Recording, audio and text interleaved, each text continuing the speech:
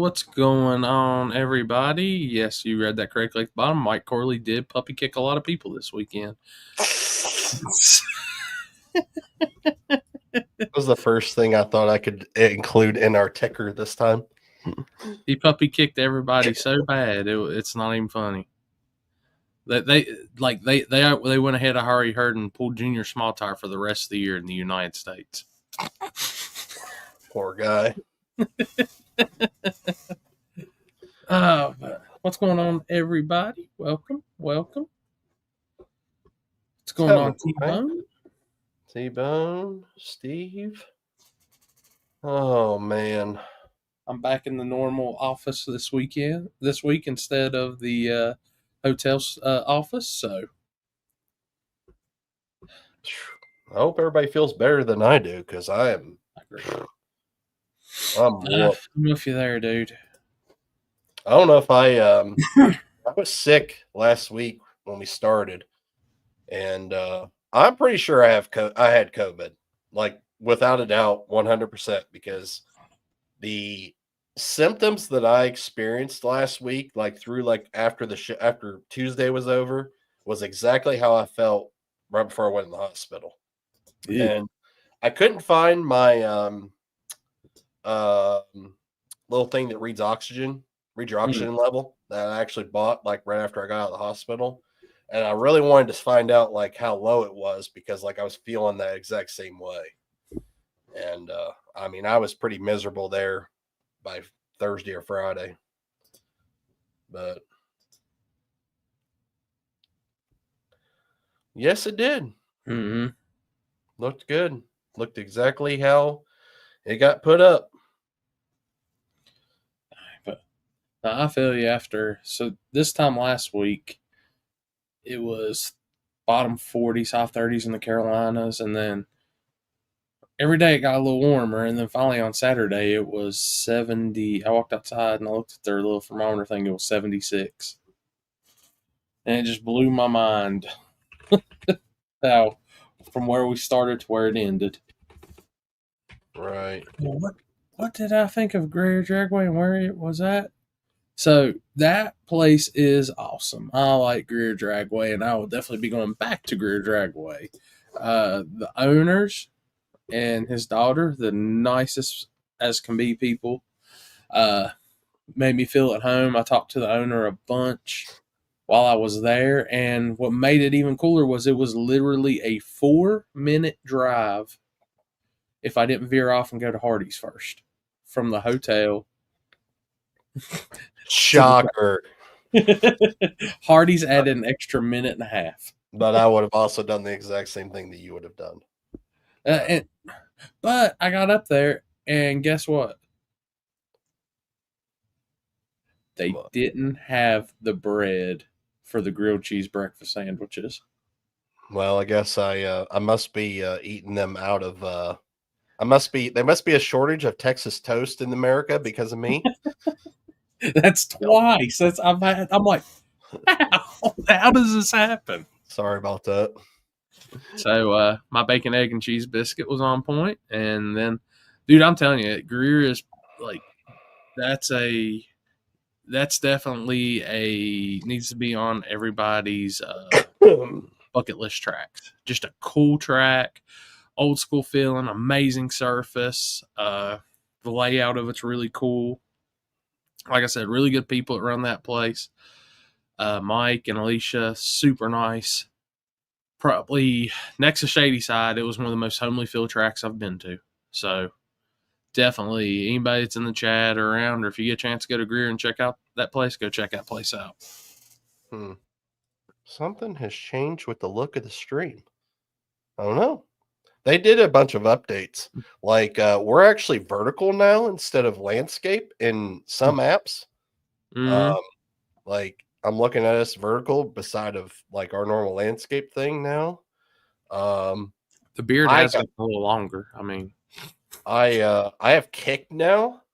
If you don't know what kick is, kick shut off right now. Is it really? Yeah, it's got a exclamation point. It wouldn't let me turn it on. Hold on. It says go live. An error occurred on kick.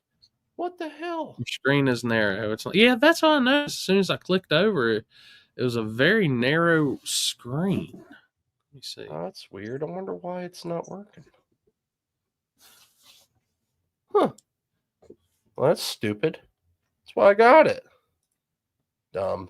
Anyway, I don't know why it looks different, but if it looks different, it's good. Then okay. T-Bone, last week I was in a hotel room and that was very well lit in front of me with their little table light. This week I'm just back in my home office, so. Oh, I haven't seen the weather yet for Dig or Die. Does it look good? I don't know. I was looking for Brain Freeze. I was looking at it. The Future Cast looks really good right now. So. No, But, Happy's not quit the table. He's busy. I've had a million people ask me that, but he's busy. He ain't worked in a while, so he's not used to like getting home and he's got to relax and sitting at home all day, stuff like that. Nah, I'm not going to the Winter Series. That's my plan, Chris, as far as I know, unless something drastically changes with this interview that I have in 3 weeks. Is it 3 weeks? Yeah. Yep. Wait, no, it's 2 weeks. Wait, holy fuck, I'm losing my track of my fucking days. No, it's 2 weeks. It is 2 weeks. It's 2.5 weeks. Yeah, because that's when Snowbirds is. Yeah, Snowbirds, Dig or Die, and Brain Freeze all the same weekend.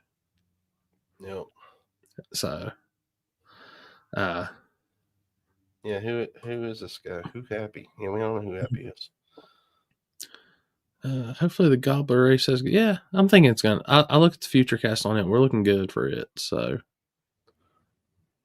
yeah, no live streams at DoD this year, guys. So, no, we will be at Snowbirds. That's what we were just talking about. Snowbird Nationals is that same weekend as Dig or Die, and that's the first 10-5 race, and then that'll be a Low Gangsters race as well. So, Chris Tucci, you coming my way that day?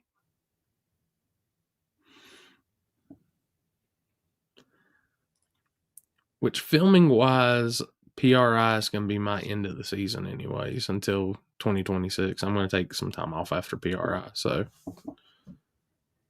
last week was a long week and reminded me that, man, 6 day long races are rough. Freedom. Okay. What do we need to change the screen? What's on the screen? Because I just checked YouTube and it looks perfectly fine. Oh yeah, I forgot about that, Chris. I forgot you told me about that. Chris Tucci. Chris Ho, there are no live feeds allowed at Dig or Die. So, I'm helping with a radio race this time around. So, oh, that's fancy. Chris Brosco, yeah. Except for me, I'm gonna be waiting on all the internet updates because I'm not paying for Flow. Yeah, the Winter Series is going to be a good time. I think. I do know that Billy and Tommy are going to be there for all 3 races. They're saying YouTube's in portrait. I just looked at YouTube and it looks perfectly fine. Hell, I look. Now there's 2 different versions. Now they do offer, you could watch it in vertical or you can watch it in landscape. Either or, it doesn't matter. You might be on the vertical one and you just have to switch to the other one because the vertical is for like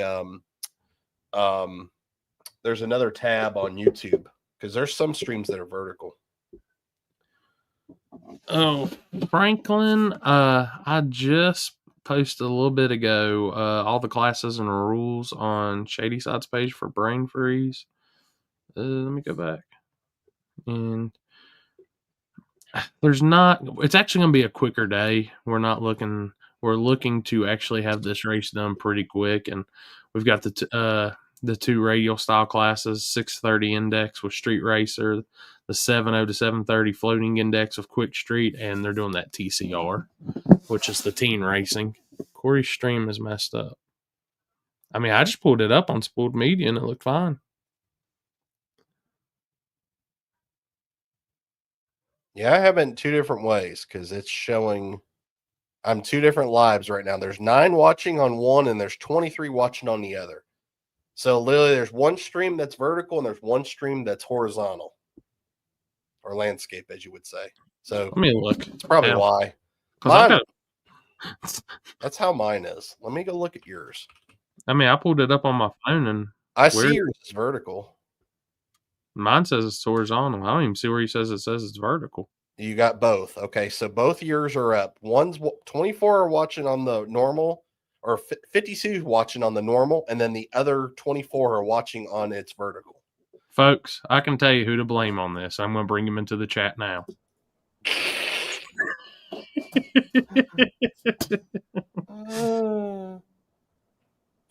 Oh shit! Where are you even seeing that at? Because I'm not.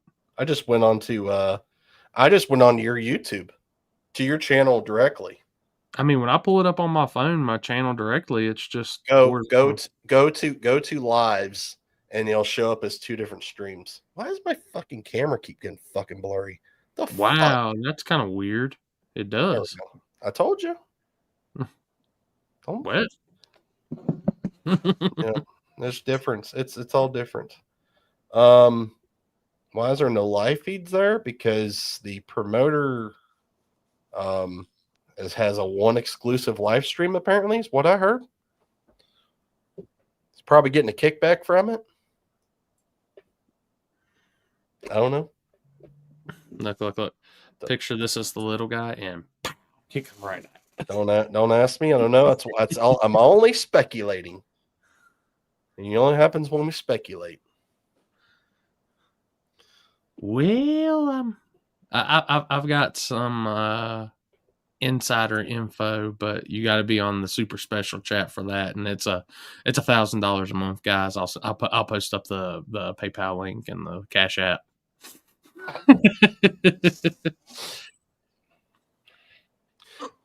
T-Bone, I see your question. Yes, but it's just because they run out of room at the other shop. So it makes it a lot easier to get stuff in and out of the shop, and the shit that's going on between 2 shops can't really work in one. Oh fuck, I fucked everything up. Oh shit.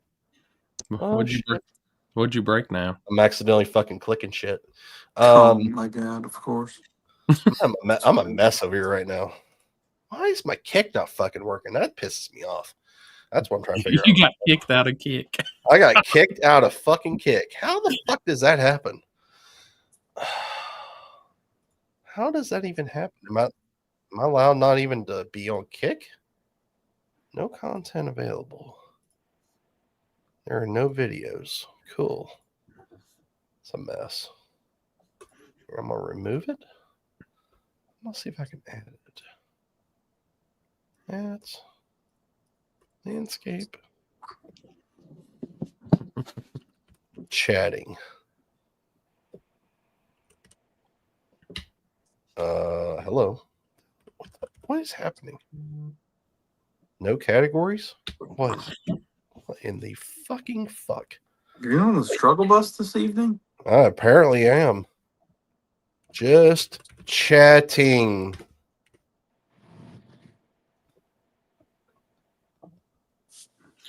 Yay. Spooled stream is the same as Chris vertical version. Okay, I see now. If you actually look beside the people that's commenting, it shows that if they're in vertical or not on YouTube. Correct. Yeah. So Steve, you are in the vertical version, obviously, which I'm gonna go in and figure out how to turn that shit off. Well, I can do that here. Hang on. Let me edit this real quick. I'll get you. I got you. Oh wait, no, I can't. We'll probably have to do it on the next episode. You'd have to do it on the next episode. The next episode. Hold up. Yeah. Yeah, I have it on both. I have it set up like that. Like that's why it's like that. But you can literally switch over to the other stream. Like there's two different streams. If you go into your live tab on like the actual channel page, oh my gosh, here, you know what? I'm just going to show you. Hang on. Let's just make this real fucking easy. Yeah, everything was fine until Alex got here. This is Unreal. true. All right. It's up. All right. Is this up?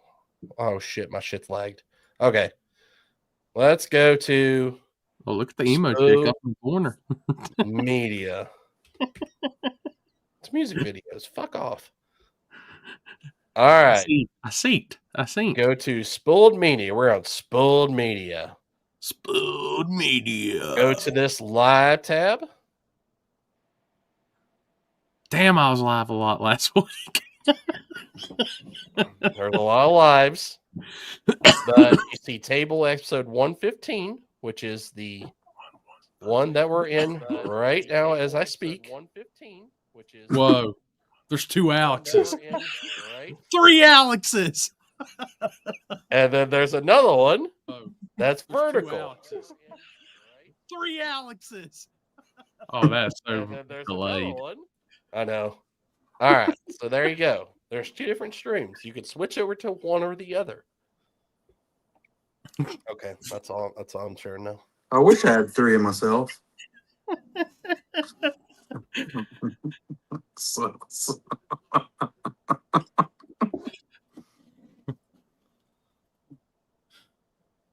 Chris's algorithm stream is the same as you got booted off Facebook apparently. I did. Yeah, apparently that's what it says. Or it says we're having trouble streaming to Facebook on your account. Damn, people, we have broke all kinds of shit tonight. All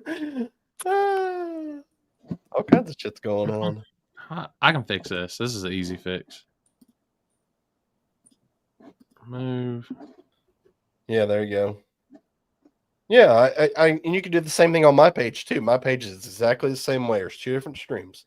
There's a vertical stream and there's a regular horizontal stream. There's and it's the exact same way. Which you actually have to go in now. I don't know if you noticed and select. Well, you have to select the orientation between landscape and horizontal. Yes. So, or you can select it to have both. All right, Facebook people, I'm coming back in 3, 2, 1. We're back. Oh, did it actually boot you? Yeah, I'm back on now. Shut up, Mike, you puppy kicker. Jesus Christ. Pete is going to be looking for you here soon. Unreal. Sarah McLaughlin's going to be knocking on your door the things you're doing to these junior small tire guys and tailgate people.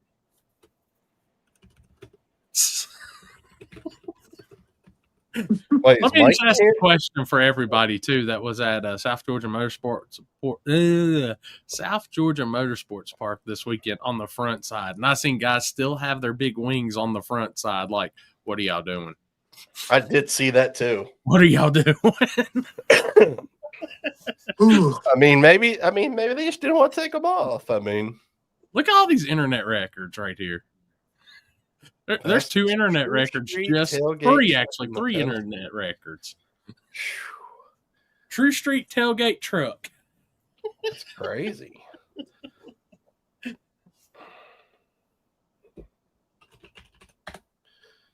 My inbox is lit right now. I can't even concentrate. We're sitting here just trying to figure out what all we screwed up. In the arms of an angel? Oh, we're talking about Sarah McLaughlin. He's up to 4. He's up to 4. Forgot Cam.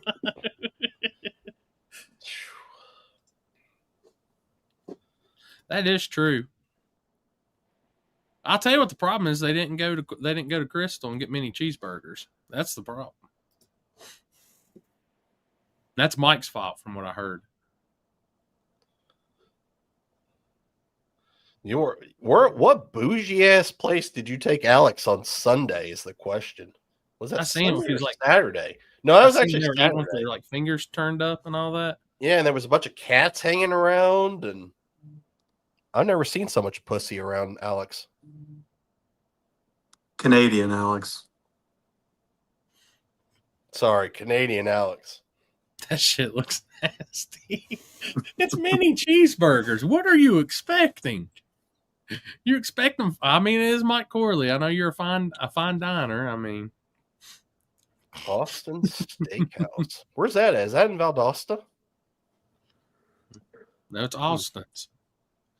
You know, Huh? Listen, it's Austin's. when you go to the Winter Series, Chris, you need to go into, I don't remember what town it is. I think it might be just outside of Bradenton, a place called Salt Table and Bar or something.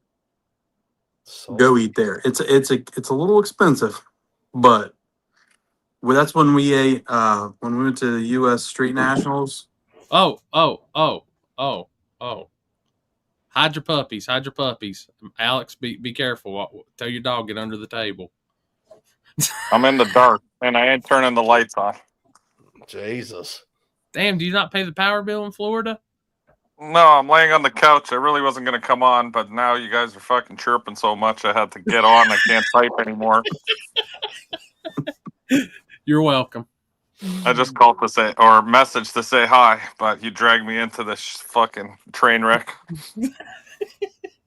Well, we've been keeping the train wreck to only 2.5 hours recently, so Thank God. That late. Yes. Where the fuck has Happy been? Dude, he's a working man now. Yeah, but he quit. What? Now that he works, the rest of us worked and we're always on here. Now he works, he can't come on? I don't work, so I can't say it. Yeah. Well, that's true. I mean, I work. Neither does Corey, so I don't know if Alex does or not, but that's too. I do. Okay, I'm at work right now. No, 50-50. Chris can attest to this. I spent all day last Tuesday at a Dragon Drive getting set up, doing all that stuff. And I told him, I said, hey, I might be a minute or two late, but I'm going to try not to. I was dead on the start of the show. He was. He was. Yeah, we slacked a little on being on time for our show, so. We try, though. We try our best. Yeah, we use Canadian time, so it's a little off. American Standard Time.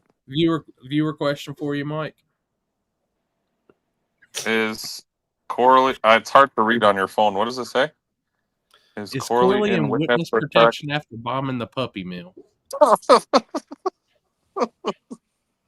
It ain't puppy kicking. Tailgate class is tailgate class. Anything with a tailgate. I like this comment, too. Puppy kicking ain't cheap. Keeping the lights off are a small sacrifice to pay for that privilege. Yeah, damn right. They know. They get it. I think we're going to have to start naming his class the catch net class, because last time I checked, there ain't a tailgate on that truck after Saturday. Hey, I guess you weren't around in the 90s, in the mini truck days. That's fashionable.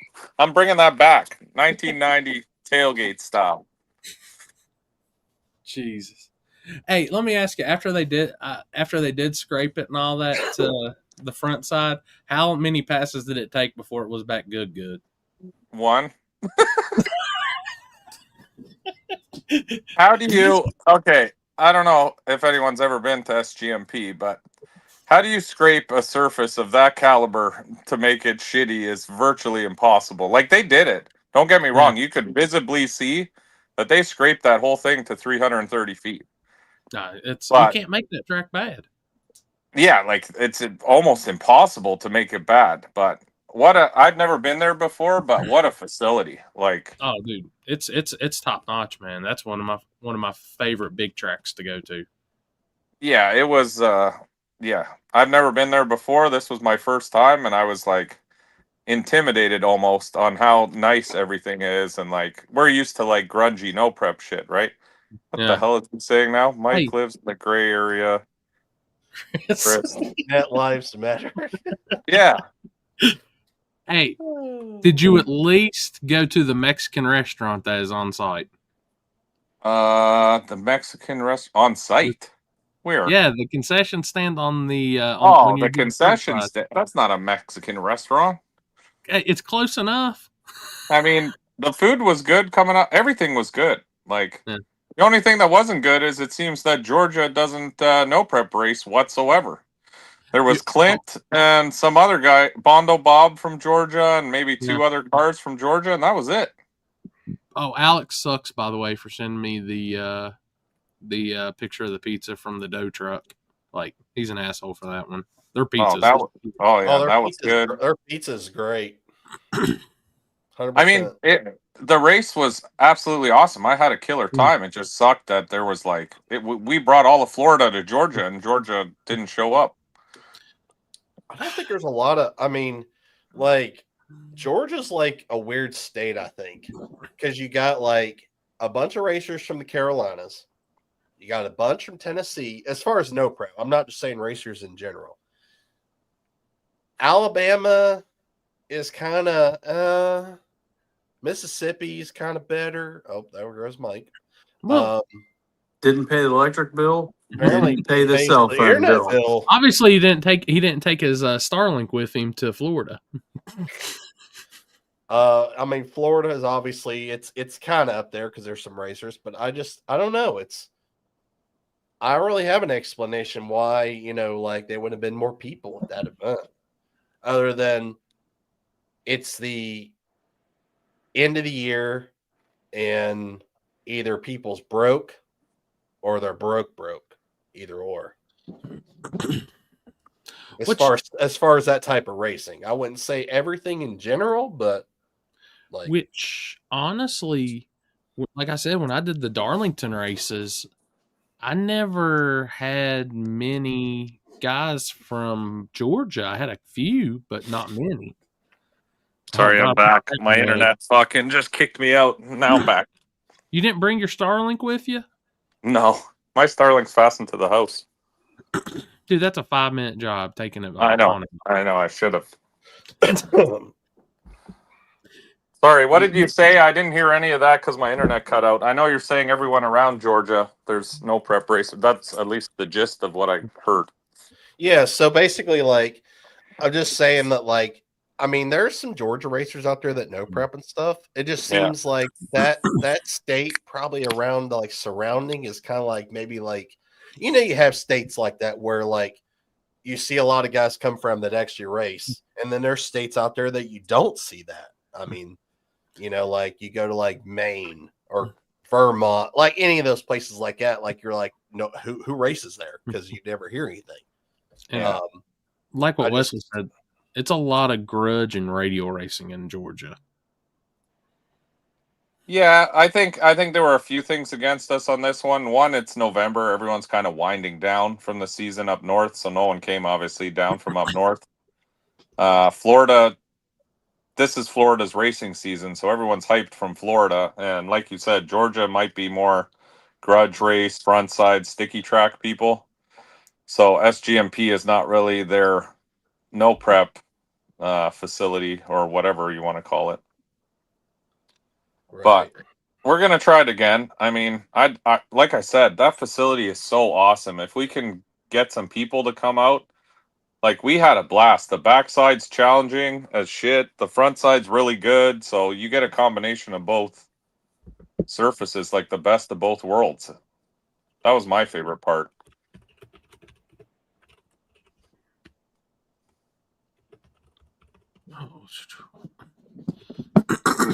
Oh, something. But yeah, I mean that's, I know they did some backside no. Clint actually had some backside no prep races down there. I remember. Yeah, he did. He had a New Year's one. He had, but even that, I mean, from what I understood, 30, 40. They didn't really take off. Now, I will say this: if thanks, brother, I did anything different, if you're doing anything different, Mike, I would switch it around and have the backside deal on Saturday and the front side on Friday. Yeah, but we had the backside Saturday night and no one signed up. I think, so I kind of think that I just don't think an event in one, doing two different events in one day, I don't think it works. The only reason I say that is if you've been at the track all day, and this regardless if if you had a lot of racing there or you didn't. Yeah. I think it'd be a lot of that's a lot of time to, I assume a lot of the guys that did race, they on the backside Friday night, they did convert their cars over to race on front side on Saturday, correct? Yeah.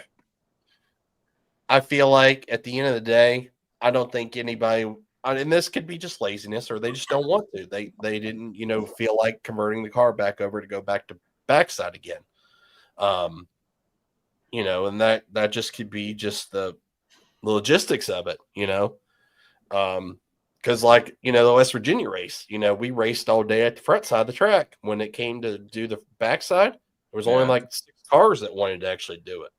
Everybody else loaded up, went home, and they were tired. They've had a long day. And yeah, I agree with that. We tried to do the backside just because that's what I heard Friday. All these people were complaining, oh, we want to do the backside Saturday. So I was like, okay, well, if we bang out the front side stuff, because we already said we're doing that.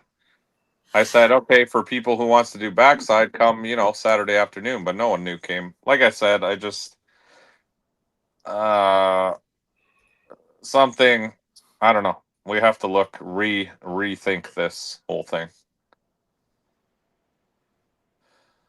I don't know how to explain it. We got to see if there's any interest. Maybe there's no interest in that style of racing in that area, and it is what it is. You can't force people to no prep race if they don't have any interest in it. You know what I mean? Yeah, 100%. Trust me, I've had some bad events before. It sucks. Trust me, it's the worst feeling in the world. And sometimes it works. Some places it works. Some places it doesn't work. But you kind of like find that out once you actually have it, and then you kind of know. Yeah. Yeah, I don't know. Like I said, the facility was so awesome that it just felt weird. It's like we host way bigger events at way smaller, less I don't know, less caliber racetracks, and they fill the house. And then you go to a place like that that's amazing for racers. Like they got like 60 power outlets. You know what I mean? It just was like this is like a dream place to race at, and to just no interest. It's weird how that works, ain't it, Mike? Yeah, it was just, I don't know. I guess it surprised me, to be honest. Right. Because all the things people complain about wasn't there. Mm-hmm. You know what I'm saying? Like, they say, oh, there's no parking. Oh, there's no this. Oh, there's no that. Oh, I wish we had power spots and blah, blah, blah, blah, blah. It goes on and on. And then you get all that stuff and you're like, well, here's everything you guys have always asked for. And it's the like weakest turnout. So it is what it is. Orlando's looking like fire as usual. So we move on and, Thanksgiving weekend, we bang out Orlando, so it looks like it's we already got a shit ton of tickets sold. So, hey, something I don't know if y'all could do it, Mike, but I would be curious to see at that race. I don't know if y'all can do it, but talk to people and like that's around the event. Ask them if they're in town for the race because of Turkey Rod Run. if they're in town for the race for Turkey Rod Run, Yeah, well, most of the in fairness, Yeah. most of the Orlando people, I'd say 50% come from our stuff that are regulars, and the other 50% are all TRC regulars. So I don't think they're coming in for anything. It's mostly everyone who races in Florida. Like it's the same group of people. There might be the odd person who comes in for Rod Run, but I was just curious because just like if big events like that help bring in more, just something other promoters can use as tools and shit like that. like I said, a lot of the people we see there are all guys we race with all winter. So I mean, I think what it is a lot of people would like to win at Orlando because it's very challenging.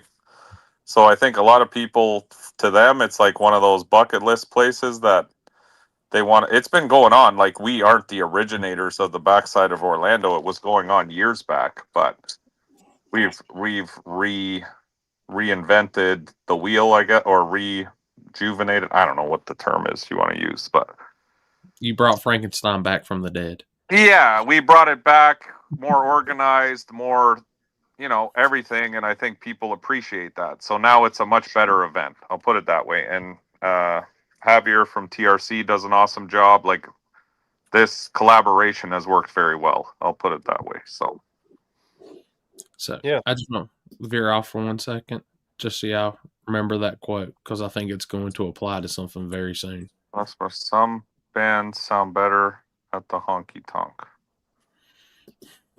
Hey, there ain't nothing wrong with a honky tonk. I don't even understand what the fuck that means. Maybe I'm dumb. So in that sense, they're saying some bands, like they say some bands sound better at a small club. Oh, I got you. Okay, now I get it. Yeah. That must be an American saying, because that don't translate in Canadiana. Some syrup tastes better out of the local tree. There you go. Oh, there we go. Now you're talking my fucking language. Gotcha. And as for Floyd's question, we tech every single fucking car that comes through our event. And I'll tell you, that is the only part of Orlando I'm not looking forward to, because doing 100 and whatever, 30, even anything over 100 absolutely sucks, having to tech all those cars. But we do it, so be prepared. Anyone who's trying to gray area their way through, it doesn't work very well at our stuff. They can try it. I mean, I'm the king of gray area, so I expect it. The only thing slippery at Mike's race is the syrup. That's it. Exactly.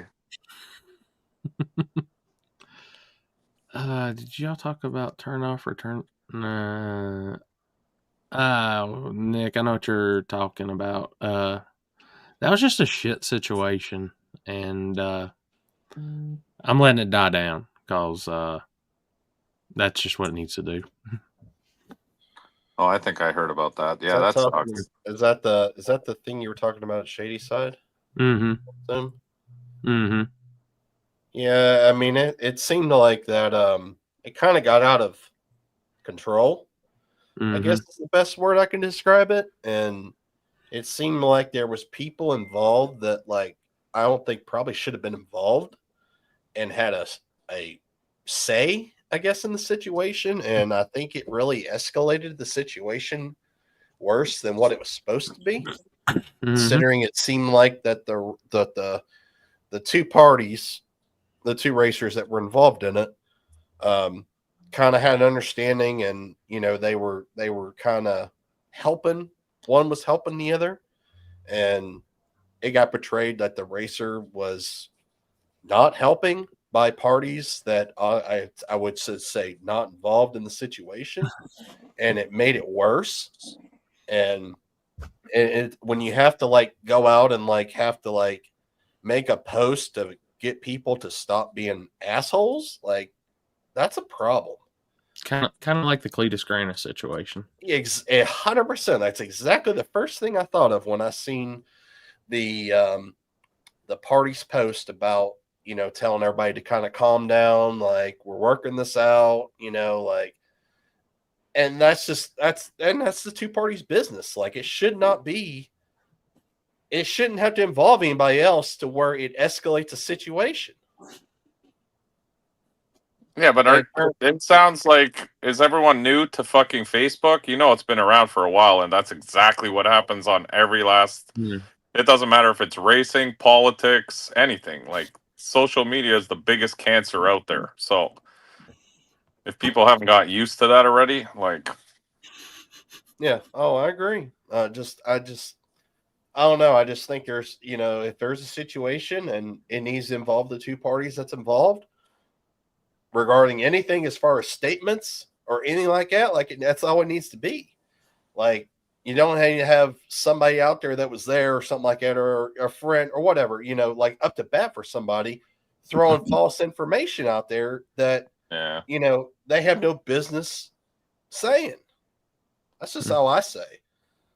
I make the situation worse than what it should be. Sorry. It just sucks because it's just one of those things at the track. Like, once you sign that waiver, shit happens. People are not always the brightest. I mean, how often do you see other cars get run into by drivers that should have lifted fucking way before? I mean, if we kind of accept it. I mean, I'd be pissed off as shit, but the minute you line up in those beams, it doesn't matter what you got. Like, you kind of accept that responsibility that, hey, shit can go wrong, and people are dumb. I mean, fuck, a lot of people are dumb. Yep. I do have something to lighten the situation. As our first fan submission of the evening, since we're talking about honking tonks, and Chris is headed to one. So, Hold on, I got to see what this one message is first before I do that. Oh gosh, I had a few people actually text message me and say, "Dude, YouTube is on my phone's vertical, on the TV it's horizontal." So, shit. I guess this is going to be the new thing with YouTube and StreamYard and all that. Yeah, What is? StreamYard. You know what I hate about StreamYard? Every time I open this fucking app, they got some new bullshit you got to figure out. Oh god. What is this? Uh, Oh god. Bang out the front side stuff because we already said we're doing that. I said, okay, for people who wants to do backside, come, Saturday afternoon. But yeah, the backside is way better than the front. oh fuck, there's more. I was gonna give him a piece with my hand the other night. I was like, "Here, if this will calm you down, I got you, bud." It just doesn't feel right. Go really deep. I want that fucking thing shaking. But man, it's coming everywhere. Holy shit! They went with the waybacks. To the people that actually keep up with that, holy shit, you're good. Yeah, like that's it. You've been storing those clips for that long? That's impressive. Man. I can't laugh. I'm gonna die. Oh, Jesus Christ, man. I see what you just sent me, Corey. That's wild. This is what happens when I go to the Dusty Armadillo on Wednesdays. Oh my god. Oh, honky tonk Chris. Hey, listen, I look good in some cowboy boots and a cowboy hat. Come on. Chris, you still with your girl there? Or What? are you still with your girl? Or there's no girl? There is no girl. Oh, okay. You talking about the one from Warren Woods? I don't know. I thought you were in a relationship with someone at some point. Or maybe I'm fallen off. No, that lasted about 3 weeks after Warren Woods was over. You know who's in deep love? Canadian Alex. Holy. I heard. fuck. Deep. I heard. I mean, drowning. Endless love. I heard all the stories for the last 3 days, and I was like, Jesus Christ, this guy. He's like, oh, we FaceTime and fall asleep together, so in the morning we wake up and we're still FaceTiming. I'm like, what in the fuck? I remember my first relationship. Yeah, I think he's finally fallen into something, and for the first time, and it's like magical. It's magical. It's magical. It blew my mind. My mind has been blown all weekend. That's going to be clipped now, too. Thank you. There you go, whoever's doing those edits. I gave you another zinger. Oh, God. Yeah, you know who you are. So if Alex comes on, his name definitely has to be First Love Alex, because he's that boy. Holy shit. Oh, He's Hey, in. maybe he's in love. I mean, He's in love. no, he is. Not maybe. That boy is. Yeah. maybe she does things to him that he's never experienced before. I'm guessing that's got to be something. He reminds me of myself when I was maybe 13. But it's been many moons since then. Yeah, that's gonna be comment. That's good. Oh, for sure. At 100%. We love you, Alex. You know that. His car is the first thing she's going to make him sell. I think she's into cars. No, yeah, I mean, Yeah. cars, and her dad races bikes. Oh, really? Oh, that's cool. Oh, yeah. Yeah, her dad was at Warner Woods racing. Oh, didn't know that. Wait, was she there? Yeah, she was at Warner Woods. Yeah. Oh, I didn't even know. I no idea. He was parked like you go up the hill behind the like concession stand, and his bike and stuff was like right across right there. Oh, okay. Chris, Gotcha. now that you have no job, how much is it a day to detail cars like you were doing for Billy? I got to see if you're cheaper than Terry. Terry's getting expensive. Shit. I'm pretty cheap. Okay. Do you do Harleys? Do I need to stay a few days in Florida when I come down? Yeah, we got a couple cars to detail down here. I got you. Terry's getting lazy. I got Hey, you. Mike, have you bought that truck yet? Which truck? The one I sent you. No, that is pretty badass, though. I'll be honest. It actually crossed my mind for a minor second, and then I'm like, "What am I? No, we're not doing this." Dude, that'd be a hell of a small tire truck right there. It would be. It's badass. I agree. Chris, is Billy coming to Orlando or what? Or is it going to be the fucking surprise? I'm here and we're sold out of tickets, but because we're Billy, I got to give him a spot. No, sir. They will be down the following. He's already converted the car back over for front side stuff. Yeah, I saw that. That's why I'm asking. I didn't know if he was coming like a week early and all of a sudden he's just going to appear and then fuck up my whole rotation. No, so Wyatt's second birthday is on Friday. So okay. I'll be I just wanted to confirm because we're running out of tickets for small tire stuff. And we are actually trying to cap it this time so that we have the proper numbers in every class. I don't want to have one straggler fuck the whole system up. You know what I mean? Yeah. Yeah, they'll be staying home for that. I do know that because their party's on Friday, and unfortunately I'm gonna miss that. So okay, no problem. Just wanted to confirm. Yep.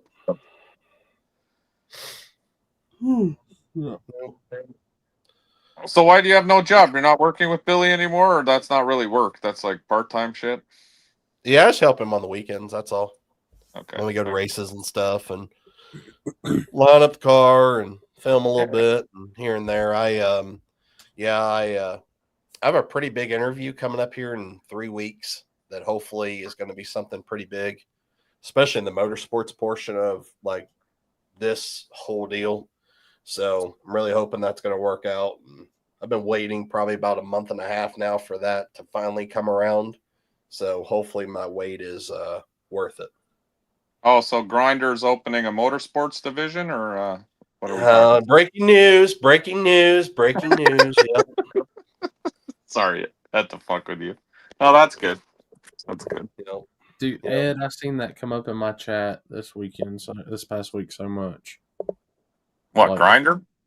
No, they're asking if Billy was at Street Meet, and I was reading comments. Sorry. Oh, like, yeah, that was an awful not fucking his segue race. you just came into. I know. It's a table. What do you figure?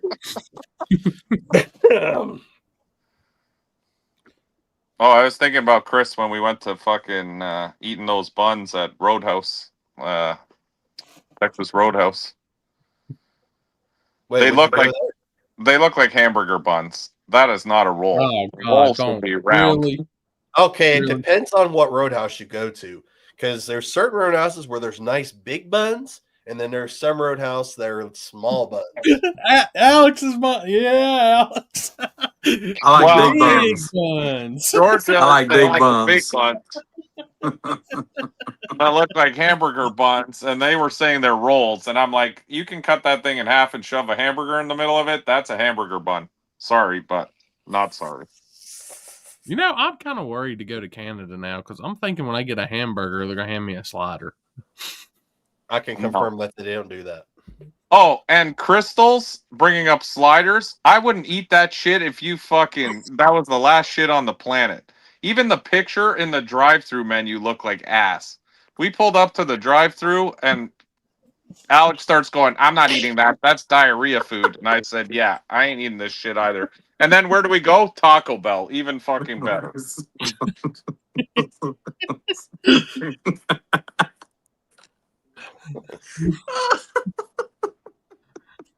really brought yourself into that. What's the diet called where you eat the burger without the bread? Celia, Fuck, I don't know. Who the fuck eats their shit without a fucking carnivore, bun? like a Is the carnivore question. diet or some shit. Fuck that. Alex, the other Canadian Alex eats hot dogs no bun from the back mouth.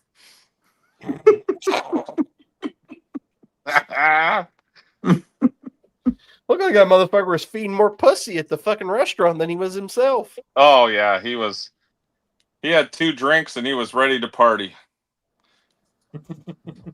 And then yeah, I don't know what amazing steaks. If anyone's in Georgia around where were we? Valdosta, Austin Steakhouse. Don told me from the track, he's like, if you guys want killer steak, go to Austin Steakhouse. It's 1 exit south of Valdosta. Amazing steaks, amazing restaurant, huge restaurant, like the biggest steakhouse I've been to. But yeah, out back, I don't know if it's a cat sanctuary or what. I've never seen so many wild cats just chilling and fucking. It was like a cat farm out back, but Dude, I forget the name of it. The barbecue place that's the next exit after you get on the highway from. It's the next exit past Adele. Dude, it's good too. yeah, this place was like 10 times better than Texas Roadhouse. Texas Roadhouse was trash, honestly. I was very disappointed. Poor Alex. I'll keep that in mind. It definitely looked good. I was wondering if that was Valdosta or not. Yeah, it's called whatever I just said. Austin Steakhouse. It's right literally off the highway, like not even a minute. I've never heard of it. Me neither. Like I said, Don, the track manager, general manager at SGMP, told us right before we left. Huh. Hell yeah. So I give it 2 thumbs up. Chinese restaurant nearby. Chris, Chinese restaurant. Chris, fan submission. Oh shit. Oh my god. I hate fan submissions.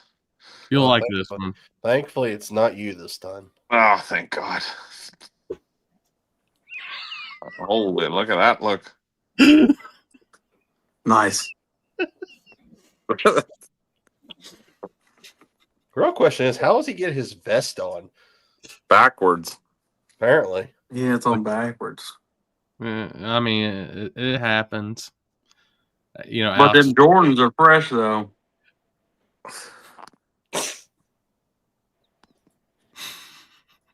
Jesus. The cats were livestock. Jesus Christ. Yeah, I've never seen so many wild cats. That was a first for me. It's Valdosta. I mean, I've seen some crazy shit in Valdosta. Yeah, Ed just said it is national. They're a national chain. Yeah, I've never been to it. When we got off the exit at Valdosta, they had every single kind of fast food that you could possibly name. I don't think there was one restaurant that wasn't on the main strip where our hotel was. I've never seen that many fast food places in one row. It's called Austin's Cattle Company. Yeah. That's what it is. Yeah, that's different than what. Oh, yeah. They have one of those in Concord, North Carolina, down from ZMAX. Austin steak, seafood, and prime rib. Ooh. Yeah, very good. Let's see what they The got. Treehouse is close to Orlando. I gotta check that out then. Sounds like a strip club, but either or. They have no prices. They have no prices on their sandwiches. That is definitely that's a good sign. Yeah, that's when you know you're going somewhere bougie. When it's got no prices and they just surprise you with the bill. Hey, ta-da, motherfucker. That's a $300 steak. That's when I just hand the bill to Terry. This is yours.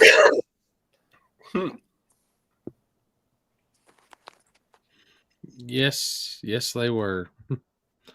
I mean, track worked amazing, but the whole fiasco at the gate kind of sucked. What happened? What are hook people? House of Hook, Carolina Dragway. They there was a very, very, very terrible mistake in scheduling on a lot of parts, and it sucked. And I was just me guy. It's not my place to say this or that, but the racers had to wait a good while on the outside. A lot of those guys were changing their cars over on the entrance road, waiting for the gates to open. So, What did it do? Have an event going on that same day? No? nah, just opened at like 10 till 1, and track was supposed to be hot at 1, and then once it was over, the lights got cut off pretty quick, and hey, I can pack pretty good in the pitch black dark. I can tell you all that, though. So was there like a miscommunication on the like time? Like it was supposed to be like ran? I don't. That would be a Laura and Devin deal, which I can tell you it was not pretty in the group chats or anything like that. So, because like I think the original schedule was gates were supposed to open 11, then it was 12, and we had all been relayed 11. They let me in the back gate by the tower so I could get set up, because I told them, I was like, hey, it takes at least a good hour for the Starlink to sync up and be optimal for connection. So I got to get in there and get my shit set up. And it takes me, on a normal unpacking and getting all that stuff out, hour and a half. Not as long to repack, but it just, wasn't a good look. It's a great facility, a great place. The place literally lives to its name, House of Hook. It works good, but there was just some things that need to be addressed, which I think they've put it pretty clear in the Street and Eat group that they won't be going back there. Gotcha. What That's the hell is the great? for them. What? It says do American. Too bad for them. No. Yeah, it sucks. What the hell's the Grey Cup? That's Canada? like our Super Bowl. Yeah. It's the Canadian Super Bowl. Yeah. I'd have to say I didn't watch it. I've never even heard of it. Yeah, most people haven't. That's why I didn't watch it. When did you turn it off? When they start? Oh, Canada. Yeah, I didn't turn it on, so you got to start there first. Right? I still can't believe the Jays lost. I'm disappointed about that. Fuck. Oh well, next year. Yep. Do you think I can convince Jeff Thomas to make a tailgate class this year at War in the Woods, or what? Dude, why do you want to puppy kick people so bad? It's not puppy kicking. Just run True Street and be happy. You went to the semifinals in True Street. What are you talking about? I think it would be cool. I think there's a lot of pickup truck guys that would be down for the fucking tailgate class. Hey, you know what you need to do, don't you? What? The next time we do have Street News, they have a tailgate class. Fist bumper detailing. The AI is getting out of hand. Brother, I love AI for the simple fact that that's still up. It makes making a YouTube thumbnail very easy. Oh yeah, for sure. Hey, a no prep truck came and won the tailgate class at Street Neat this year. A no prep truck, sure. Yeah, I Adam believe won. that. Adam's truck looked good all week. It was This idiot. That class. Let me guess now. My fucking tailgate is going to be cheating as well. Just another fucking thing to put on the list. Speaking of tailgates and cheating, when are the True Street rules going to be finalized for 2026? Because the reason I don't have a tailgate now on my truck is because I redid the whole wing to make it work with the original tailgate.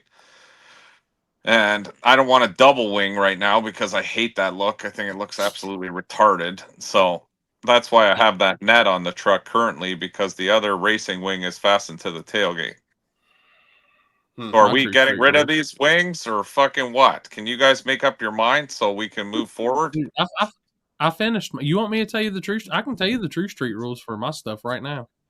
Okay, but is it going to be the same for War in the Woods? Like, is it going to be the same for I everybody? don't know. I don't know, because I'm just going to look at the True Street people and be like, I have a 530 class and I have a small tire class. Pick one and ride with it. So there's no True Street. That's gay. Nah, I haven't really. I've messed with some rules and stuff, but I haven't. Can we I don't have know. like a meeting before January 1st and finalize this shit? Because nothing is worse from a racing point of view and a racer as fucking rule changes all the time, because it drives me mental. And even back in Canada now, they've decided now that we're all going to be leaning more towards street rules, but not. We've changed the names to things that are more extreme, but added more rules to make them less extreme. Daily Driver and True Street has now become basically the same shit. I don't know. It's driving me mental. Can we just fucking throw a set of rules and stick with them for the next like 10 years and call it a day? Well, I mean, Bingo. well, Yeah, I that's mean, like, we fine. don't. And I'm fine with tech too. I don't give a shit. Let's just make a rule set and say, listen, guys, get in where you fit in. These are the rules, and that's it. It's done.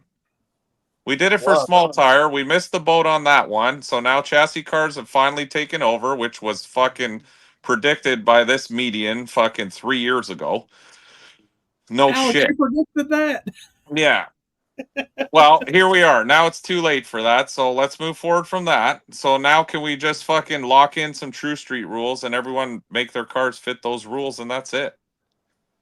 well, I I mean- mean, but the problem is, I mean, you're saying that we change the rules all the time. The rules haven't changed. They ain't changed at all. No, I'm not saying you guys. Sorry, I'm talking more back home. They changed the rules like every 2 years. I was like, what in the hell are you talking about? But I'm just saying, like, now for this stuff, because everyone's like, oh, well, now we need rule changes. Well, what are those rule changes? No big wings? Just put no big wings. Good. No problem. Let's move forward. I agree. I'm fine with no big wing and leave the rest of the rules the way they were. If the I big wing is an issue, like my True Street, I don't give a fuck. You want to put 12 big wings on the back? Go right the fuck ahead. I don't see it being a game changer in True Street, honestly. But if people don't like those because it doesn't look street, I'm also fine with that. I'm happy to take the fucking wing completely off. We've ran the same time with the wing, without the wing. Don't care. I just want to know what it's going to be so that it's not all of a sudden going to be a surprise. yeah. You know what I mean? Like, and can we leave the rest the way it was? Like, no other fucking stupid changes for some bullshit? Like, oh, it's got to have a radio in the car or some fucking crap. Like, who gives a fuck about that? No.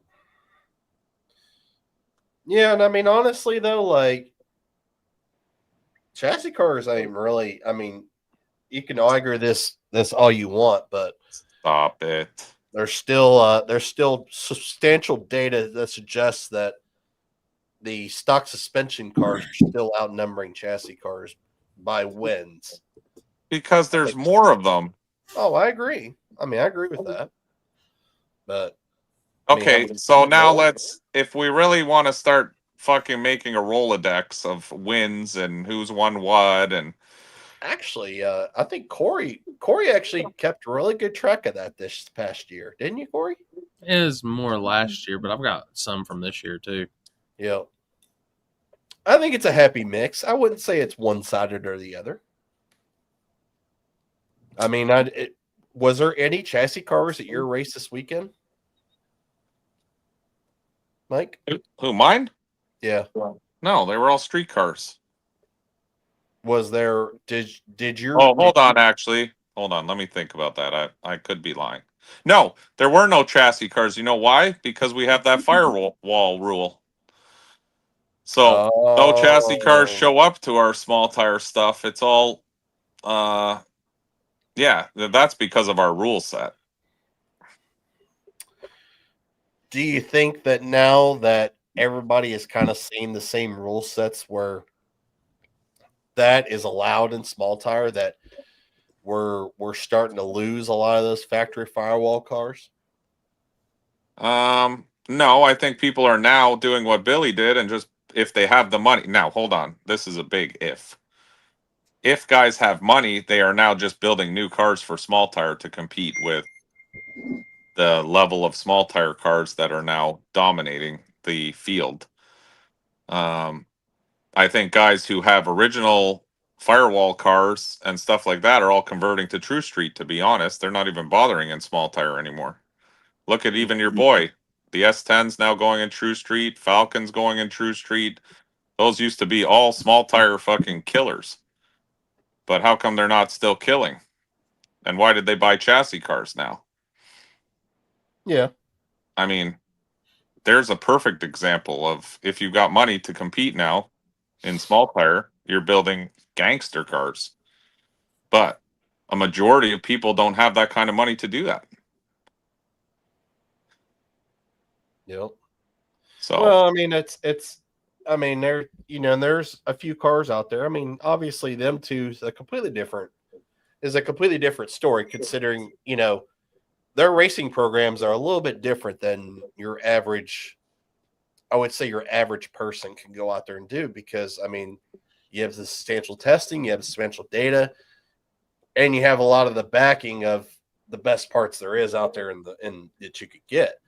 I mean, they were still out there racing chassis cars back when chassis cars were finally starting to come around, and they still were winning when chassis cars were still coming around.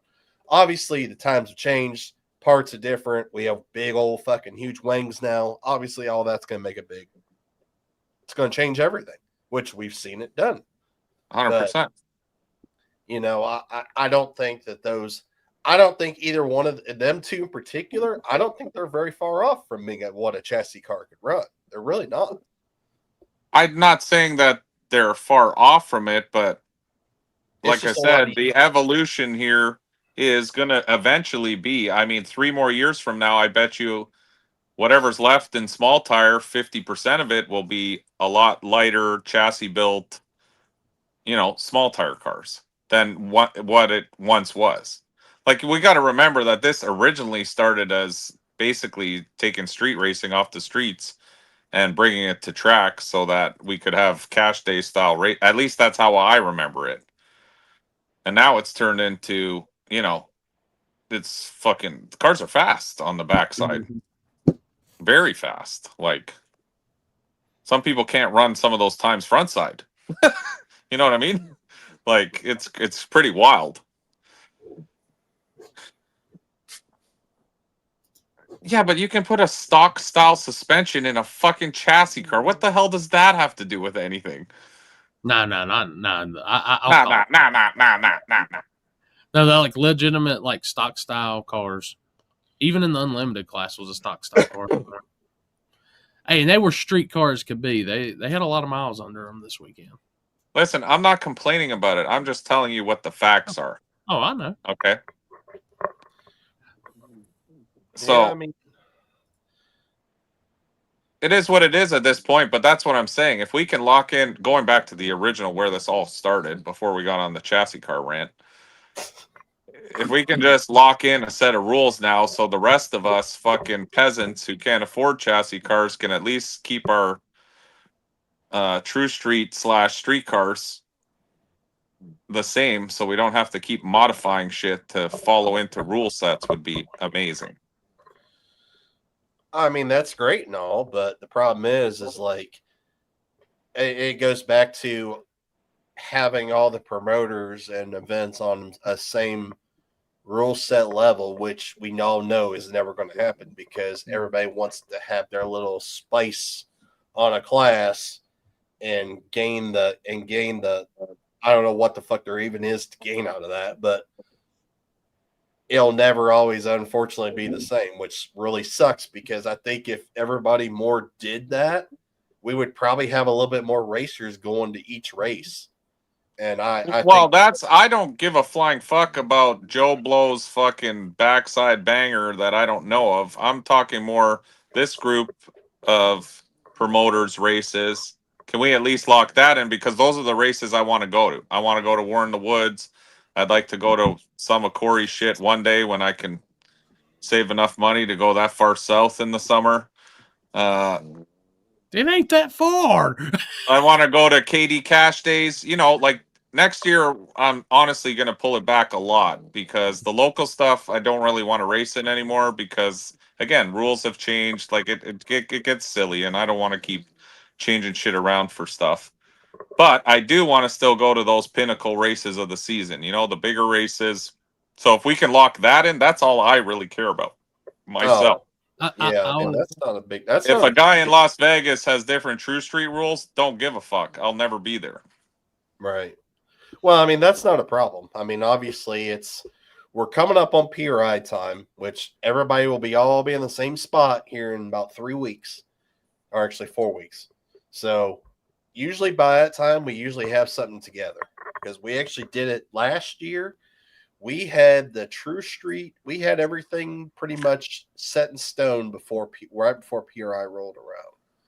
So, Okay, so is that what we're going with? If there's going to be any minor changes, we should know by then. I just want to know because I want to start in January, making sure my truck is compliant to all your rules so that I don't have to unload the truck and instantly get protested all the time, especially when Floyd's around. But yeah. Well, I am honestly, I'm going to be out of it this year because I've already said it. Like, I'm done doing races. I'm not doing any races next year. Like I've said it. And that's hopefully, you know, obviously I'll throw my input and stuff like that into what they're going to do this year, you know, but yeah, there we go. It starts already. Radios and speaker. I had all that shit in the truck. And again, I'll put it in there if that's how it's going to be for the next 5 years. But if it's going to be that rule set for 6 months and then we change it again, no, I'm not fucking doing all that shit. yeah. That's the annoying part is when you're like, okay, we're fully okay. The big wings was a new thing this year, I think, for everybody. So that was a curveball. Same with the dualies and all that bullshit. So yes, there are things that come up that might need to be changed, but that's something that doesn't need to be on a True Street car. Like you don't have to put a big wing on. So if those aren't allowed or people don't want their cars to look like racers, then that's fine with me. I don't care. That's why I said I put the old tailgate back together with the original wing. I'm looking at making the truck 100% compliant. I'll tell you, I've got a full list of rules wrote that could go, but the thing is, for someone to use that rule set, it has to be teched at races, and that's the point. That rule set will separate a huge portion of small versus True Street. But like I said, it's got to have tech, and you got to be strict on that shit. Oh, And I love when people have tech. I'm all for that because it Yeah. eliminates that awkward. That's why we do it here because it eliminates that awkwardness at drivers' meeting. Like nobody wants to be the fucking rat. Let's be honest, because you know you get made. Look at what happened to Floyd. Floyd protested, and then it turned into this big thing for months. Protest Floyd, this and that. He had the right to do that because there was no tech. If no one protested, then anything could go through. And a lot of Jimmy Dale shit was shady as fuck, 100%. But there's no tech, so oh god, again. Is this an add-on? this is different. Oh, this one's different. Bang out the front side stuff because we already said we're doing that. I said, okay, for people who wants to do backside, come, you know, Saturday afternoon. But Dude, I love wieners. Go really deep. I want that fucking thing shaking. I am your father. I am your daddy. yeah, I think he's finally fallen into something, and for the first time, and it's like magical. About to come. Fuck, man, it's coming everywhere. It blew my mind. My mind has been blown all weekend. You was coming on him Oh, pretty hard. I remember my first relationship. well, Jesus Christ. Oh, that's good. Oh my God. That's a lot of effort. No shit. Oh, E's and B's. Let me put it this way: I would be very expensive to do that, so they probably say no. Yeah, tech is a. Oh God, what is this now? Nut class. Amazing. Oh shit. Oh, what's I seen? I agree with you, Corey. It's not fun doing tech, but I mean that's where we're at. Like that's what we need. Someone needs to do it at the events. It sucks, but it is what it is. The days of self, because when you self tech yourself, in my eyes, my wing was fine. It was non-adjustable, so people can self tech themselves, and how many people I know that come through tech and they're like, oh, sorry, I understood it as this, or I understood it as that. So it's not technically cheating if you understand it a certain way. But if you go through tech and you're like, listen, bro, when I said exhaust has to go over the rear end and you shoved the exhaust through the cab and put it fucking on the bedside and then down the tailgate, that doesn't count as daily driver. Shit like that. Those set of rules are in my phone and laptop on the notes, and until it's time that they need to be seen, then that's it. But I also don't think we need a fucking super tight rule set that says fucking, oh, well, your door handles have to be held on with factory clips made of stainless and No, I don't not know. that deep. You know what I'm getting at, though. Because then it turns into like, what's that racing where they give you that whole fucking handbook and you got to go through it for 45 minutes just to figure out, and half of the English I don't even understand.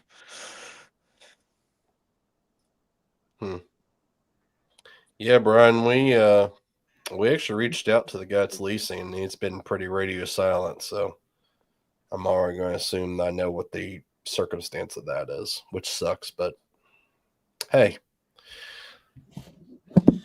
I've done it. I've done it long enough that I'm content with it. It's fine. We won't do a cruise. I think the True Street rules as they sit, and I think the cruises are retarded too. Sorry, but that shit's so dumb because it doesn't prove anything. It's never proved anything. True Street is basically small tire junior now. That's what that class is built for. So people need to get off this thing where True Street is daily driver style cars. It's not.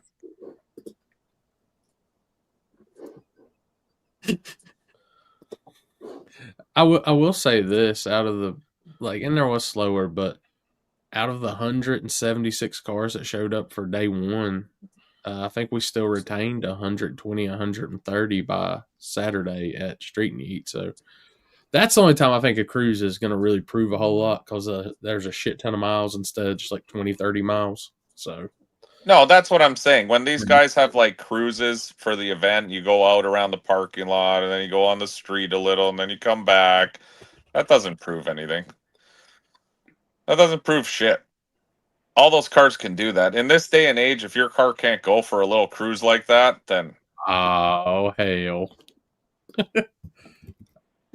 Look at that mug. oh fuck.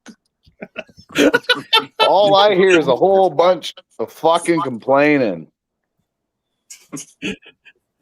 Sprinkle a little salt on this and let it go. No one's complaining. Who's Hey, complaining? Mike.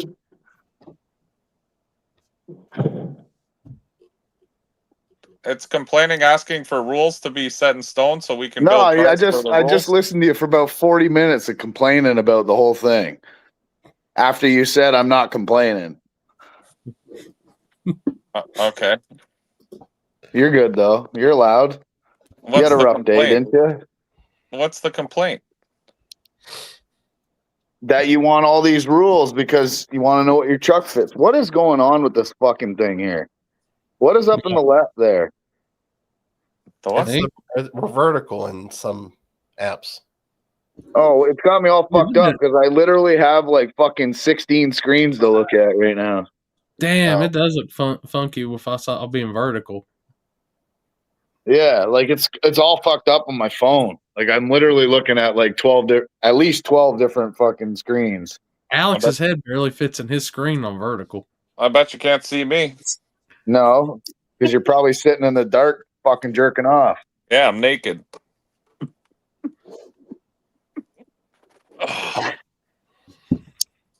Who's this fucking Sons of Anarchy motherfucker up there on the right? That guy?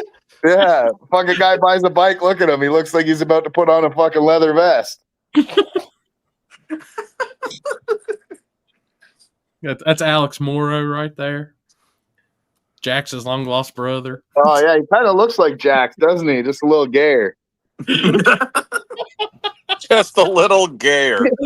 That's nice. Yikes. He came on hot, eh? Just Oh fucking yeah, I come swinging in right here. out. Yo, look at my shirt. I can't read shit. I'm on my phone. It says "Go suck a dick." That's nice. I wear that shit out everywhere.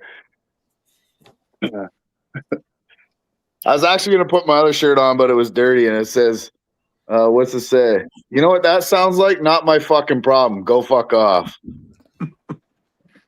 It's true. Right. Yeah.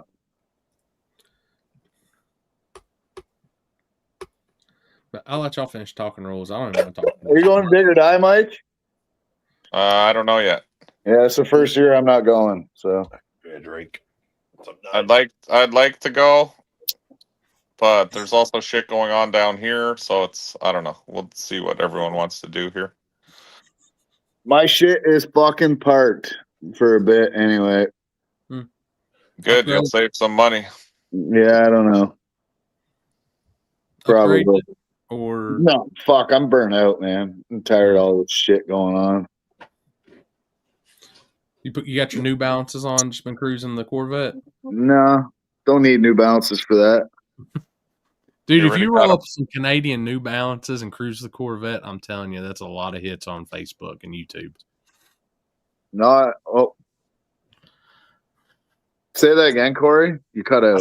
I said if you roll up with if you pull up in a Corvette and get out and have some Canadian New Balances on, I'm just telling you the Facebook hits would be amazing. Yeah, I've What already the fuck are posted- Canadian New Balances, by the I don't way? know, probably something with fucking stupid Hey. maple leaves on them. You just take New Balances and paint a Canadian flag on the Yeah, side. that's what I'm thinking too. Yeah, I'll make them red and white. I've already posted a couple of Corvette reels that are fucking doing really well. So We're on the streetcar life now. yeah, honestly, that's kind of what ruined it for me. Again, I was like, a lot of people don't see how much time, effort, and money goes into this. Like when you do it as much as me and you do, Mike. And I know. being that we're in a different country, people also don't understand that. Like anything we buy, our dollar's worth what, 62 cents right now or some shit versus the dollar. That's So horrible. it's very horrible. So you're spending all that extra money, like even fuel costs. I can buy a fucking pail of fuel in the States, an M1. I bought 5 gallons for $30. If I was to buy that here, it's $140 something a 5-gallon pail. Yeah, it's ridiculous. So then travel, then everything else. But I'm tired. I could have a couple of supercars for as much money as I wasted in the last 2 years. I'm gonna put it this way. Doing that shit last week and going on, that is the closest, like, legit racing deal that made me feel like I was back in the days of just cruising with my buddies, having a good time. Like, I'm telling you right now, I know a lot of people talk shit about the drag and drive stuff, but those events, dude, it's more fun than it is anything. Yeah, sure, but like the drag and drive shit does not appease me at all because I can literally just fire up my shit and just drive it around here and go do pulls with my buddies. It's the same shit to me. I don't want to spend an extra $2,000-$3,000 just to drive down to the States to go to a couple tracks. I can literally do it here. Come on now, it's worth hanging with Devin Vanderhoof now. Yeah, but I could just do that if I wanted to anyway. So I feel you. It does burn you out a little bit. like honestly, I've done 2 oil changes on my vet already. That's how much I've driven it. And I've had more fun in the last 3 months than I have. Like, I've had a lot of fun going racing, but there's been a lot of bullshit, a lot of struggle, a lot of everything else. I don't get any of that. I just jump in the fucking vet, make 670 horsepower, and you just go burn the tires off wherever you want, anytime. And you want to know what? I get a lot more enjoyment taking people for rides, because I'll take somebody that's never been really fast at all, and like when you drive with me, you're getting the fucking experience. I'm that bitch is zinging off the rev limiter everywhere. So like my one buddy wants to go buy, the guy who used to work for me, you know, he's got a couple houses he's selling, whatever. He wants to go buy a certain car. And he's like, oh, I'm kind of looking at a vet. I don't know what to do. I'm like, all right, let's go for a ride. Take him for a ride for like half an hour. Fucking do, I don't even know how many pulls. Enough pulls to fuck up my slave cylinder. And come back to the shop, and he goes, I'm buying a fucking Z06. That's it. It's honestly the best bang for the buck. You know? It handles well. It's got lots of power.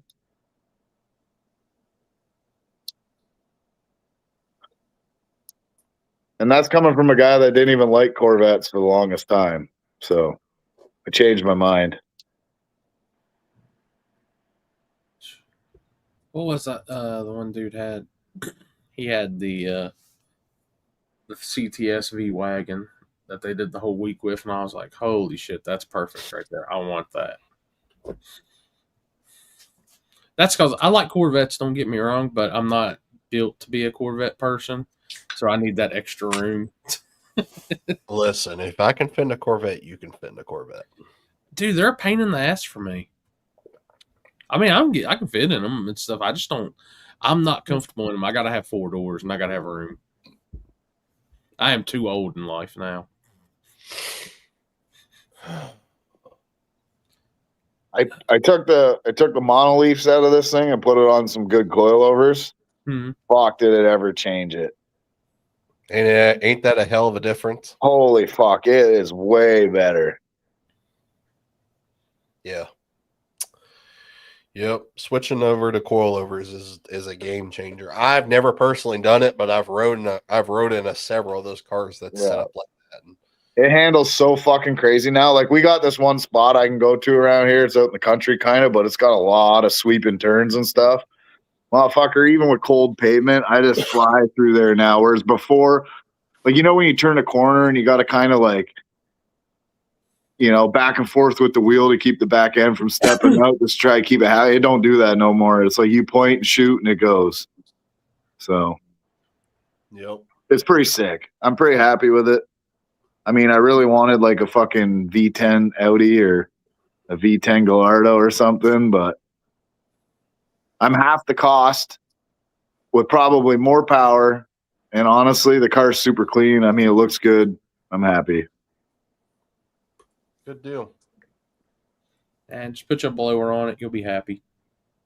Nah, it's honestly pretty good the way it is. It's more than you need for the street on a fucking street tire. And I mean, on drag rail, it'll probably go low 10s. Maybe even better. I don't know. Cam only car? No, all the heads and shit are done. Cam only. Yeah. Intake, full Corsa exhaust, and Corsa intake. Heads are done. Big valves, Lincoln exhaust valves. Me tuning it. So I'm pretty aggressive with it. Hall gas cam? Yeah, big cam. Put a 200 shot on it. Dude, I did feel for some guys because on day 2, they did break the transmission in theirs. And the one cool thing about that deal is the guy came with the portable lift, and they got up with Hawks, and they switched transmissions at Greer Dragway on the lift. Yeah. Like, I give them props because that ain't no easy job in one of them Corvettes. Needs a big lang. Yeah, I thought about it. I seen a couple I was looking at. They look pretty gnarly, but we'll see what happens. Ultimately, I think what's going to happen with this car is I'm probably just going to go every Wednesday to Grand Bend. They have an open lapping day, and it's $40. Oh, And that you would can be go fun. there. Yeah, you can open lap for, I think it's like 6 to 10 p.m. or something. So I'll Bring some probably, brake pads with you. yeah, I'm probably going to end up, that's probably where I'm going to end up this year coming, is just doing that shit and cruising the streets. I don't know what I'm going to do with the 240 yet, but that's what I used to do, right? Used to autocross and road race and shit, and I kind of miss it now that I'm back out on the street. Autocross is some fun shit. Oh yeah. I think this car makes a little too much power for autocross. Like I think like the 300-400 horsepower range is probably ideal for autocross, but unless you're in a front wheel drive Honda, then maybe like 250, 260. So my original 240 with the SR20 in it, that's what I used to do, was just autocross. And it was perfect. It made like 300 horsepower, just enough power to, fuck shit up.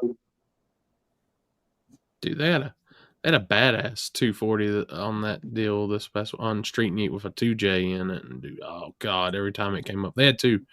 There's a guy with him, then a guy had an LSA blower deal in his. And I love them. S14s too. Ooh. No, S15, sorry. Hey, my kick's working now. Yeah, I seen it in green. What the hell? Obsolete font 7 whatever it is. Spam bot. I think Durka in their cave. I was thinking about picking up another 14, S14, and building the actual True Street car gang now that it's fucking big. I got rid of my fucking car. You and then all of a fucked up. sudden- Yeah. I wonder if I could buy my old one back. I should message Buddy. You should. And just take the motor out of that small tire Pro Mod and put it in the True Street car. Yeah. Mm. Mm. Mm. Hmm. Leave that one car alone. That car's fine. Just that could be if I need a small tire purpose. Don't redistribute parts out of it into another one. Honestly, That car in I 1 just sell year the is whole no thing. longer going to be competitive. I don't know. I don't know. I've been doing all right with the bullshit I've been working with. That's for sure. I mean, it looked good. I haven't got to see it be. on some other stuff, but it looked good at Cletus's deal. Well, it does, yeah, but it doesn't have enough balls. Well, fuck, it goes 480s. That's not enough nowadays. Yeah, I'm talking on fucking no prep, bro. I mean, that's not even turned all the way up yet. All right, if you think so.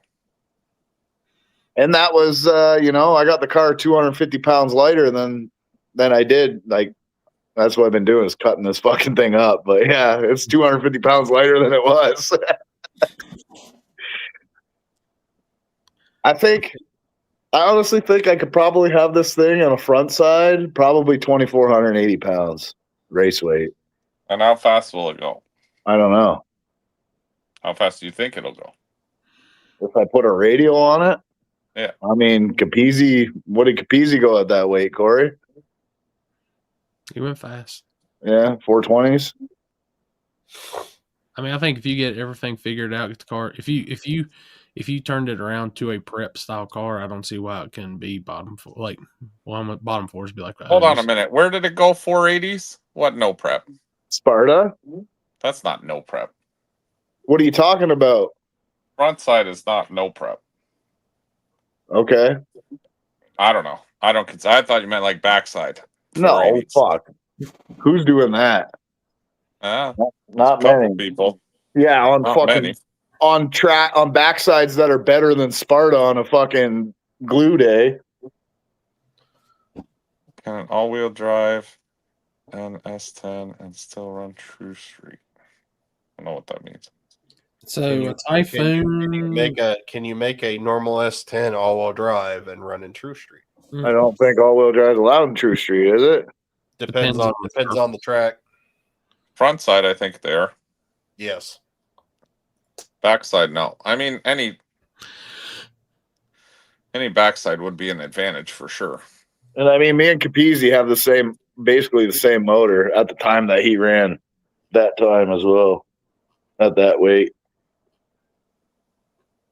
I mean, if you think it will be, then stick with it.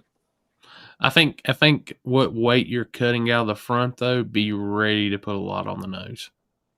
No, it's most of the weight is cut out from the center section.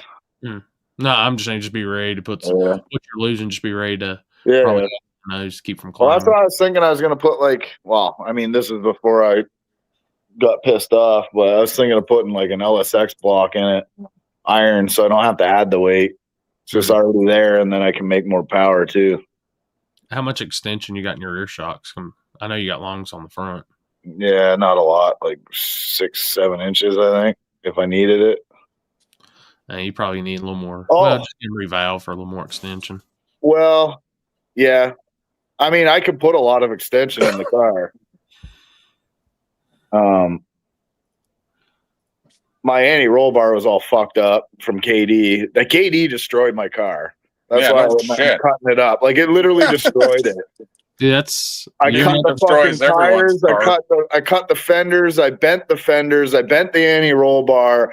Like, there was just so much. And here I am thinking that it was the tire. I can't keep the tire happy. Can't keep the tire happy. No, my fucking car was literally destroyed. So. Dude, that's like Ryan's Nova. He won't take it back up there. He said, dude, that place was just beating my car to death. I think because my car is set to squat too, it didn't help. It doesn't help when you hit that hill and you let out at the wrong time, because then it just squats right down. But I blew the back glass out. What else?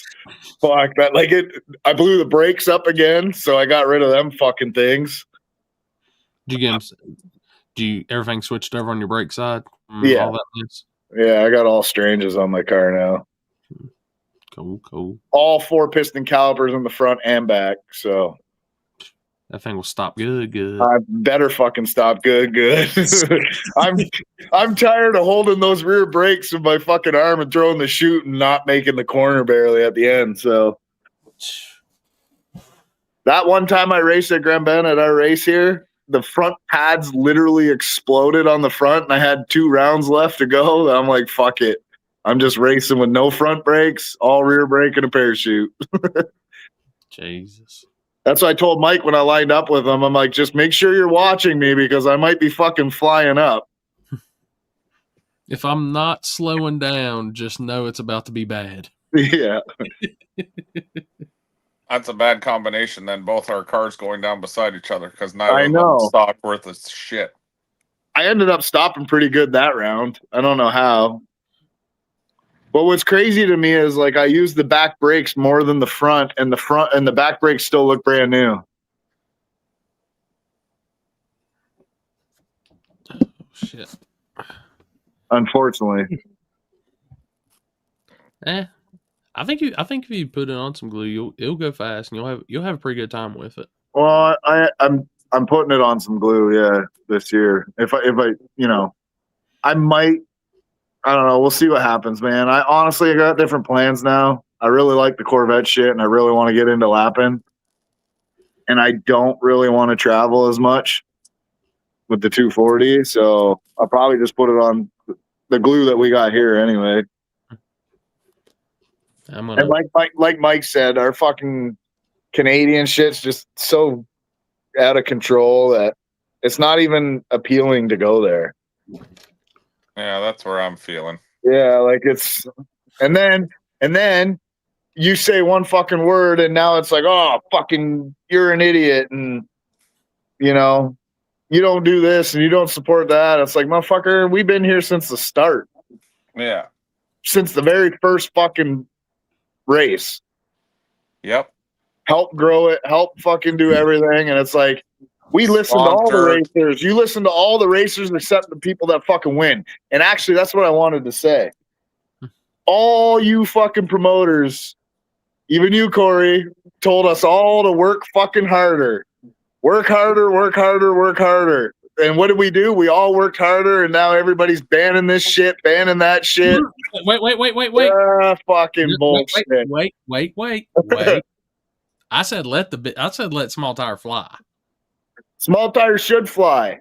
I talked about the beginning of the season, getting rid of the wings and stuff, and nobody want. Nah, let it fly. All right, we're good now. Let it be.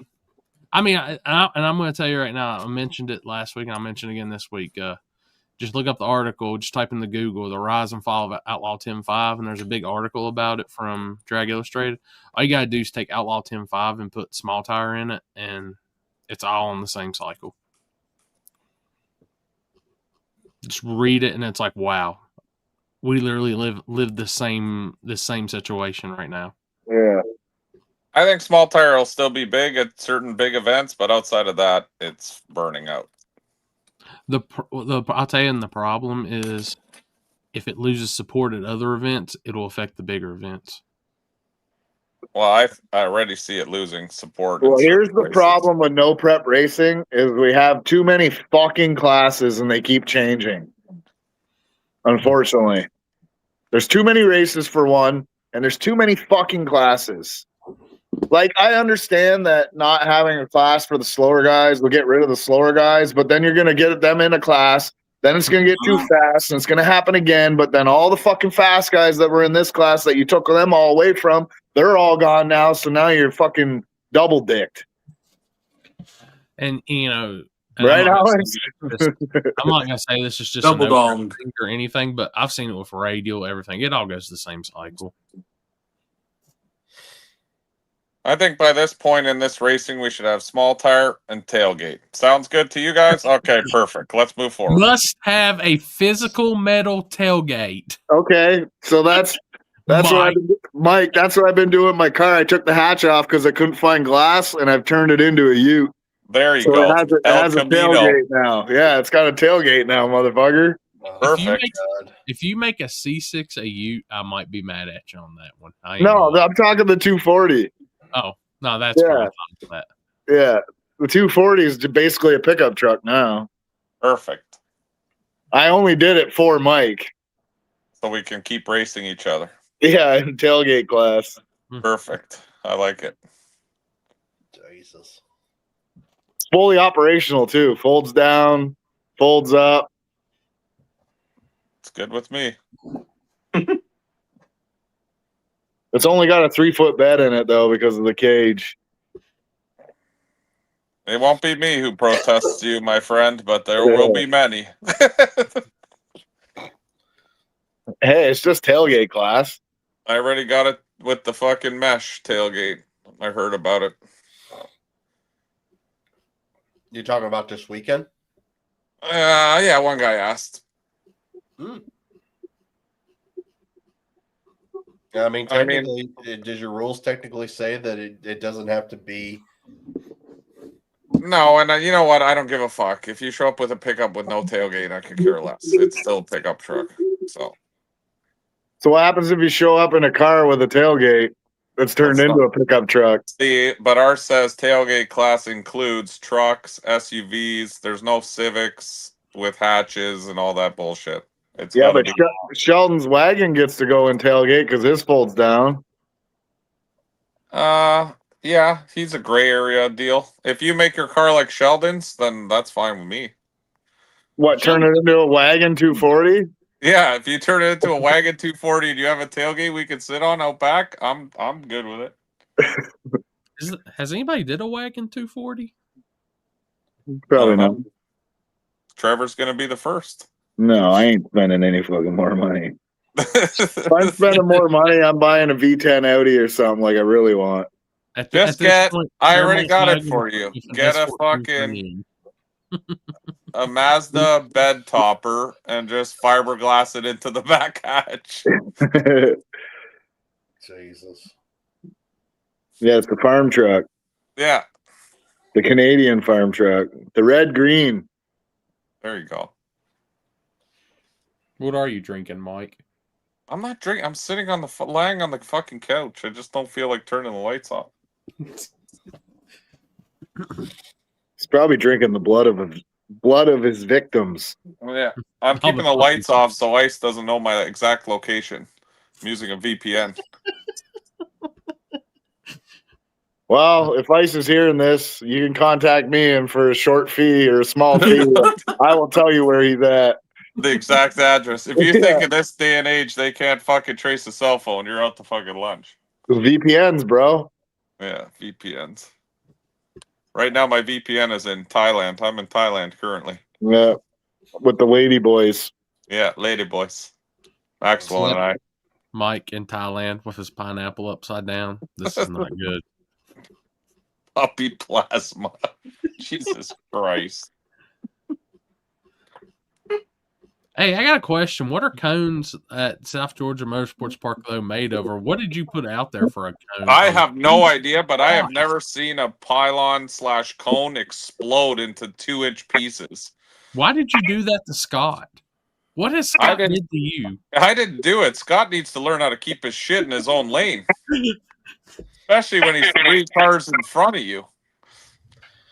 So, okay, so I don't know whatever transpired after that happened. Did he get disqualified then because it was considered a cross? Okay. It was 100% a cross. He had his car basically in my lane and went back to his side and hit the pylon. Well, I mean, if you wouldn't have loosened the everything for his hood to make it start blowing up, I mean, if those janky motherfuckers would have used half the clips that are on that hood, I bet you would have stayed down. But they put 2 clips on it, and they're like, oh, okay, that's 2 Zeus clips will hold it. I'm telling you right now, I've seen the footage. Charles and Scott, man, they're upstanding citizens. I know you had Terry going around removing clips. Yeah, that's what I did. Terry was with the Zeus clip fastener tool, undoing them all. No, I don't know why Scott hit that pylon. He went all out, like scrambled out back, everything. He was so far ahead of me, it wasn't even a race. But he disqualified himself. But I was almost, you know what? That's the first time I've ever been wrong about calling someone a jump from inside my truck. I don't know how he hit that light, but it legit was 1 frame, not even. Like, it was the closest light I've ever seen. Dude, he sent me the picture of the front end and the video, and the first thing I asked him was like, "Did you hit a concrete block?" That cone literally exploded. It looked like confetti. So it must have been really dried out in like hard plastic at that point. He was really mad at that cone. Oh, he was mad. He raced all the way to the end and just killed it. Yeah, that's okay. My other buddy did a full 1/4 mile pass on the backside and ended up in the sand trap. I seen that. He was like, man, the car was rolling so good. It's never felt so good. So I just stayed in it. I was like, what's wrong with you? Oh, it was funny. Did it damage the car too bad? He fucked up the bumper and some other little shit, but he ended up racing the front side the next day. That's cool. Yeah. Dude, it took a chunk out of the front bumper. Like, oh yeah. I've watched a lot of cars hit cones in my life. I ain't never seen it mess the front end up that bad. Well, I asked them to put a styrofoam block or whatever they normally have, and he said, oh, hell no, they're very expensive.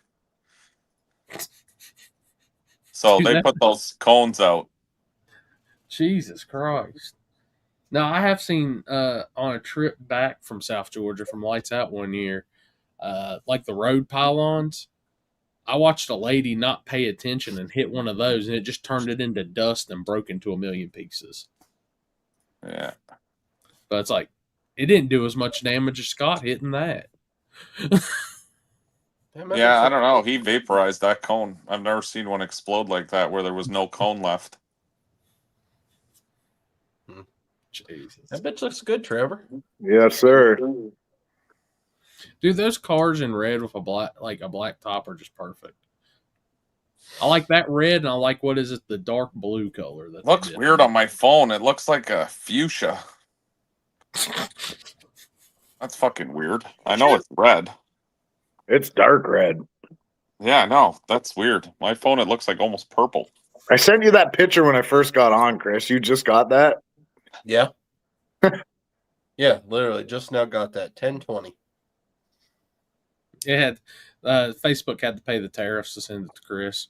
Yeah, probably. What did Jet Black say? If you have a video input to release the car, it would be very quick off the line. What does that mean? Means some type of when it sees the flashlight, it automatically releases your trans brake. Oh, So all I'm going to say is I haven't seen nobody with that Holly input yet, but I guarantee Ryan Mitchell's already started working. yeah, but how would that could fuck you pretty good? I would If a just camera, if I knew camera guy somebody had takes a that. picture. Yeah, motherfucker, I'd be running out there if he was racing my buddy and just start flicking lights and shit. That's what I mean. Yeah. Or take a See you picture later. from behind the. Click. Yeah. Oh, speaking of Ryan Mitchell, what do y'all think about the front wing? I watched this video last night when I was in bed. I mean, I knew at some point that we would get into that. Oh yeah, F1 cars. Brandon Shannon has one on his, but not like how they've got that. I have one on mine too. I just hasn't shown anything yet. So, I mean, like I was thinking about that last night after I watched that video. It's like, look at how the dragsters are, because you look at how their front wheels are attached, and it looks like they're literally mounted on a wing. Yeah, on the front of the dragster. but Stephen Little also has an adjustable splitter on his, which is sort of the same thing. Mm-hmm. So I mean, it's not new technology, but no, not at all. No, dude. All I'm saying is, no prep cars are soon going to be no prepping on Saturday and on the road course on Sunday. well, that's basically what my car is going to look like, a time attack car the next time you see it. So yeah, but it's a 240. It's supposed to look like. And actually, I'm not even going to say anything on public. I'll message you later about some other shit. Is it okay if I buy an Indy car and put some doors on that? Sure. All right. Hey, is it this weekend or next weekend? Formula One's in Las Vegas. I'm telling you, I know where there's 4 black Honda Civics. Yeah, we're gonna have to heist an F1 car and put some fiberglass doors on it and call it a day. Engines in the rear, it's perfect. We'll have Alex leading on his Harley, so they'll hear the brr, brr, brr, brr, brr, and then they'll be like, it's a Harley gang coming after us. Could you imagine somebody showing up to one of these big pro mod races in an F1 car? In an F1 car. Why not? Yeah, why not? I mean, it's fucking legal. No, rules say must have doors. Yeah, but that's what I'm saying. If you cut in some doors on that thing, you're good. Put some fucking hinges on it from the fucking hardware store. Boom, you got doors.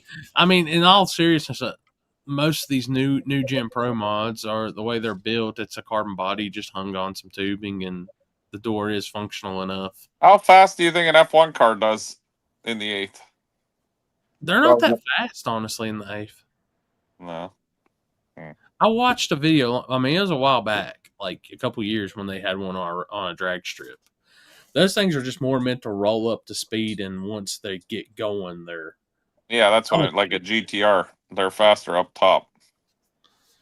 That's like a Supra. I think it goes like a 10, 30, and 170. Yeah. I feel like those things would be fast in an 8th mile.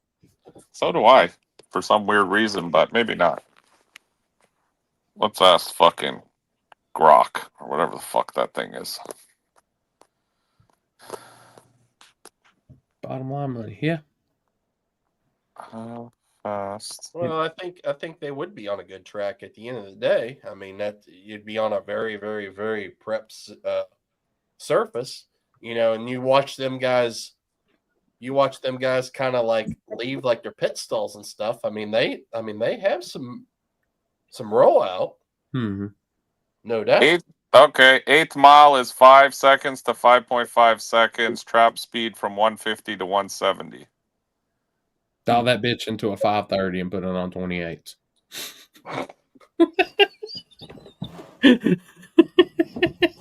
Yeah, by the 8th mile mark, they're usually in the 150 to 170 mile an hour zone. You know how pissed off I would be as a racer pulling up and hear my chip draw first round and like little gangsters would be Max Verstappen.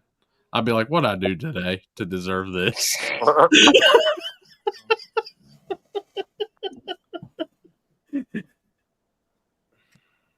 Team Red Bull pulling up to the line. Fuck. Yeah. You can strap new tires on every time you come back around. That's about as gay as those one-seater dragsters that people run. Oh yeah. Hush, hush. I like my dragsters and bracket stuff. Gay. When you're in doing that shit, it's not about the looks. It's about that same ET every single time, and that's engineer perfection. Gay. I'll still take one for bracket racing. You said it, not us. Never in my entire life have I fucking spent this amount of money to go drag racing to go, I'm gonna race bracket racing. Shit. Speed up, tap the brake. Behind, speed up. Like fuck. No, it's all out or nothing. I was way better at it than I was heads up racing. So well, that's because you drove a Honda Civic. All you had to do was fucking hit the gas. No. Hope it didn't throw the rods out. Well, it's not going to throw the rods out. It goes 17s in the quarter. Look. Me and the mad scientist had a lot of rebuilds, and Oh, did you have an SRT4 or something then, or something? Yeah, that's what it was. Yeah. That was fun trying to bracket race that bitch and shift gears. That was a. I honestly could have bracket raced my fucking S14 with the VR6 in it because I could only go 10-0s with that thing every single time. 10-0 this, 10-0 that, 10-0 this. I could never break into the fucking 9s with it. But that was a long time ago, you know? The knowledge I have now, I probably could have broke into the 9s. Indy. Oh, F1 in Vegas on the 22nd. Okay. Yeah, this weekend. Shit. Damn, it don't feel like it's that late in November already. Yep, it's almost over. I know. I'm 11 days from 40. Shit. Bro, I'm already 40. You old fucks. You watch your mouth. Hey, we have children on this chat. Alex is up in the chat. You got to say earmuffs at least first. Alex, how old are you? 38. And you, Chris? 41. Oh, you old fuckers. I'm aware. How old are you, Mike? 45. Do you get Canadian AARP? Yeah, soon. I can't wait. I can't wait till I'm old enough to get the senior discount down here. They definitely lean towards seniors. Shit, I'm surprised you ain't already got it. I know. Fuck, I should. Dude, hey, you're literally vacationing time right now. You're in heaven's waiting room. Yeah, I know. For real. Oh, I got a funny story. So we go for lunch when I first get here, and this lady, when she comes, brings the check. She drops this little Jesus, and it says, I love Jesus, and it's like a little miniature Jesus. So she goes, you can have this. And I'm like, oh, thank you so much. She gives it to me. I put it in my pocket. On the way home, I stop and buy a lottery ticket. I won fucking $500 on a scratch and win out of nowhere. And now I lost this little Jesus. So I went back today and I asked her if she had another one because I'm like, fuck, now I'm fucked. I lost the little Jesus. So now I'm on the search. I'm pretty sure Maxwell probably ate him. So he's gone. And I ain't going through his shit to find him. But it was just funny. I don't know, like just coincidence, but I was like, shit. I'm just saying how lightning has not struck you down. You got a little Jesus, and the first thing you did was you went and gambled.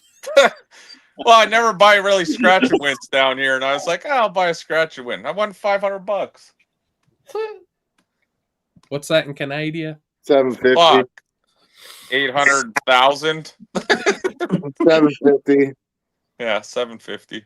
You go back to Canada. We heard you, like you're on the show. We heard you got $500 American off of that lottery ticket. You owe us. We need our 13%. God. Oh, poor guys. It's wild to me though down here that even on your scratch and win tickets and stuff, if you if you win money, you got to pay taxes after the fact on it. Hmm. See, in Canada, when you win in any of the casinos or lottery or anything, whatever you win, you keep. That's it. It's yours. That's because Yeah. you think you won $1 million, but you only got like 67 cents. Yeah, but like a lot of people don't understand too. Like if you guys were to win the lotto and you contacted me or Mike and said, "Hey, I'll bring you in on the deal." If I won $200 million in the States, I'd be taxed on that. What would you walk away with? Like 70 million there or something like that. I come back to Canada with that 70 million and then I put in a ticket and I get the rest of that fucking 200 million back for taxes because we don't pay tax here. No, hold on. I looked into this actually. It's an actual thing. You can look it up. It's an actual thing. We still have to pay federal, but we don't pay the state tax. So yes, you do get a majority, a lot more of it back, being Canadian. Because I won in Vegas, and I had to they took the money in Vegas from you. They won't even give it to you there. You have to reclaim it back when you get home. Shoot. It's so stupid. Not for us. For Americans, it is. No, but it's stupid for us because she asked me for my ID, and I gave her my ID, and she said, "Oh, we have to hold this money in trust." Or some bullshit, and she gave me some form. She's like, when you get back home to Canada, you got to get a lawyer and fill out all this shit, and then you can get the money. And it was like for $700. I'm like, I ain't getting a fucking lawyer for $700. Yeah. Just because you mentioned that, watched a good movie I will recommend to anybody, especially if you're into the whole OG Las Vegas casino stuff. The movie Casino. First time in life I ever sat down and watched it last night. Good ass movie. I've watched that movie about 15 times. How's it the first time you've watched that? Finally found time to watch it. Jesus Christ. That's old now. Yeah, that's a good... Dude, new movies ain't as good as the old movies. No, Casino is a killer movie. I love that movie. Dude, that and, well, I've watched this one a bunch of times, but I finally sat down and watched it again. Goodfellas. That's always going to be one of my favorites. Yeah. Goodfellas is killer. What happens at races if you win big money in the States, but you're from Canada? Well, don't they ask you how much money you got when you come across, and then no comment. Yeah, but the Canadians don't care if you win money in the U.S. That they don't care about. They care if you win money in Canada and bring it back to the U.S. Yeah. Well, actually, I'm lying. Canadian Customs cares if you have over $10,000 on you. They don't care where it came from. Roll up that bitch with 9,999. I know, I've done it a few times. I always bring 9,800 with me so that I don't have any fucking problems. Mr. Corley, we seen you won 12,000. What'd you do with the rest of it? Hookers and blow. That's right. No, because I went to buy a trailer in Pennsylvania. Actually, the trailer I used today, I bought out of Pennsylvania, and it was 12,800 US. So I brought 12,800 in cash, and when I got to the border, before I realized what the whole deal is there, I told them, and they fucking took me into secondary, and I had to lay out all the money on the table. They counted it all. Holy shit. Asked me where I got it and what I was doing with it. I had to show them all the, marketplace ad, what I was buying. They called the guy with the trailer. It was a whole fucking nightmare. I'm like, this is a pain in the ass. Oh, shut up. If you've never had 10K and you're fucking over 40 years old, you've done something wrong in your life. I've done something wrong in life. Well, shut up, Chris. You drive two badass fucking Audis that cost a lot of money. That doesn't mean that I've had 10K ever. I can literally look over to my right and I can see 10K in gear easily right now. Exactly. Fuck, I just spent 10K on wheels. There you go. Somebody was asking me about my live setup on this past week, and they said, well, how much would it be to buy that if I wanted to do something? I started adding up. I was like, damn, I'm really mad at myself for the figures that I'm about to tell you. Well, maybe me and you should sit down and I'll show you how much money I spent racing and doing that fucking car in the last year and a half. I did the racing stuff for a while. I understand. Trust me. Yeah. Yeah, if you actually and I'm break not down even what proud you of that. spend, No, I'm not it's even proud of disgusting. it. It's fucking disgusting. Yeah, it hurts to think about. That's why I don't think about it. Yeah, I won $75 this weekend. There you go. Doing what? Street racing. Oh, that's right. You did slow car cash days. Yep. What's slow car cash days? You got to show draggies? No. You just basically based off of a time. So Yeah, so you got to show draggies. well, technically, I didn't have to show my draggy, so I just said that my car goes this, and they said, "Okay, we're in." I said, "Perfect." I can't be mad at. I went a 751, so they can't say that I didn't go faster than a 750. What bracket are you? That's it? 750? Yep. Oh shit! I got to get my truck in there. Listen to the puppy kicker heard there were still some puppies left. Sounds like that's my index there with you, Chris. I'll be out next one. Let me know what time you guys are racing. I'm down. I wish I would have draggied my second pass because I guarantee you, I probably would have went faster than a 750. What's your Dakota run, Mike? My Dakota? Probably fuck. 880s. No, probably worse than that. Probably like a 12-0 in the 8th. What are you talking about? It's got a 5.9 RT, motherfucker. All 120 horsepower of it. No, they make more than that. Bro, that truck is so slow that when I get on the highway, sometimes I got to say a small prayer because I'm scared I'm going to get smoked by a transport. Dude, there was a Dakota RT on it, and I think that's what it went. Was like, hell, it was slow as shit. They're slow as fuck. Man, I had an RT back in the day, and if that motherfucker would light the tires anywhere. Oh, it'll light the tires. Yeah. But it's got no balls. Like, you get on the highway and you step on it, and mine's got headers. It's like, air intake. It's got the old school style air intake. It's got the Mike Corley tune. Yeah. Oh, yeah. No, I don't even think I can tune it. It doesn't even have access for that. Sure it does. What's it got? It's probably got 3 options. How much timing you want? Fucking, that's it. All of it. Put it all in there. Do you have White Snake or Motley Crue in the cassette player? It does have a cassette player.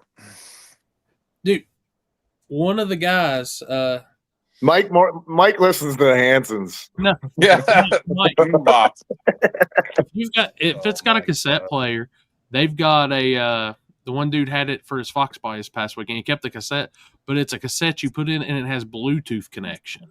Oh, I got the cassette with the cable that you plug into your phone, the OG one. Oh no, you got to stick your game up to the Bluetooth one. Yeah, the guy that I did that El Camino for, that's what he had, was one of those cassette with the Bluetooth. Dude, that shit's. I gotta up my game. That's cool.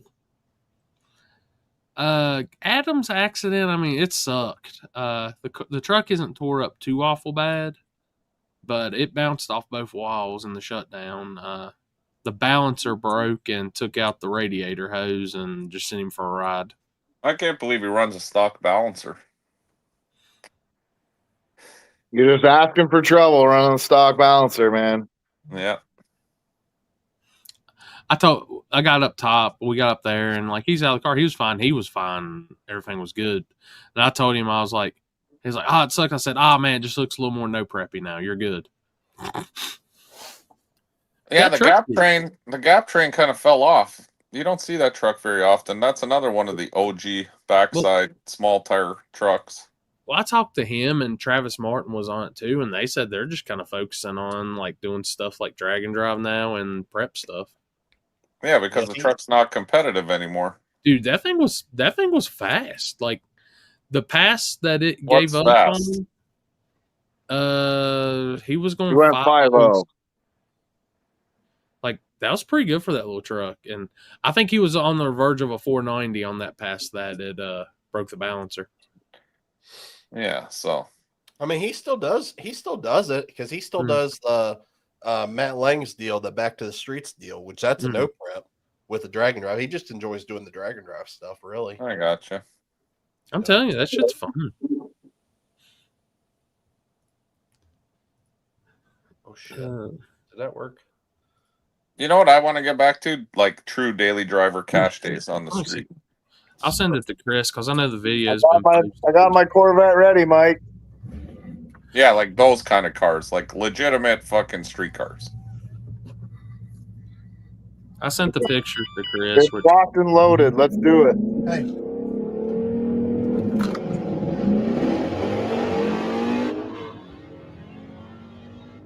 Who's this, Chris? yeah. That's a Fuck, pretty that thing nice looking road. rips. What? What'd you say, Corey? That thing rips pretty good. It's very surprising for an SUV. I was in it. Dude, I like that road y'all used. Yeah, it's an OG spot that doesn't usually get used that often now just because of cops. Yo, did you see that accident 1320 posted tonight? Oh, the Camaro. Yeah, we rounded the end. That's crazy. I bet your buddy pooped. Yeah, see, watching this, that's the kind of cash days I want to start getting back into. Yeah, but we can't even keep up with Chris's fucking SUV. That's the sad thing. That thing literally rips. It makes 700 horsepower for sure.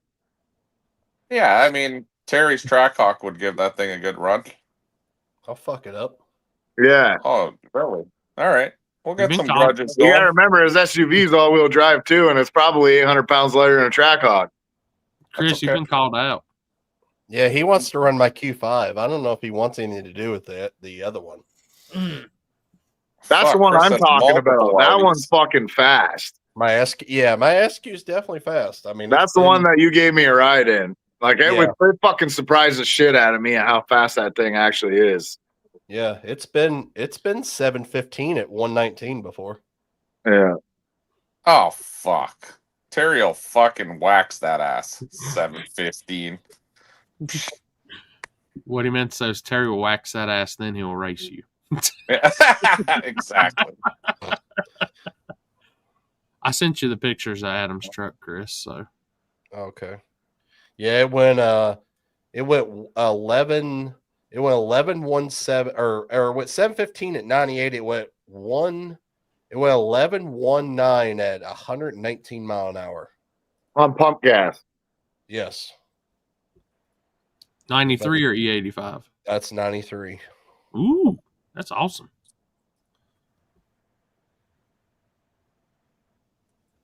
Oops. Oh,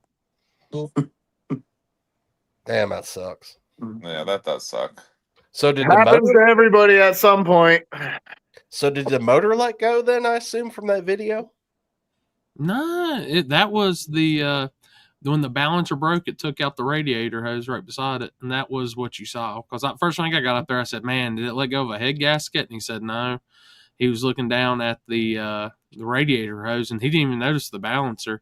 And then everybody Rye was picking up pieces of the balancer coming up the track, and then found a chunk of it, and we looked down. I was like, "Holy shit!"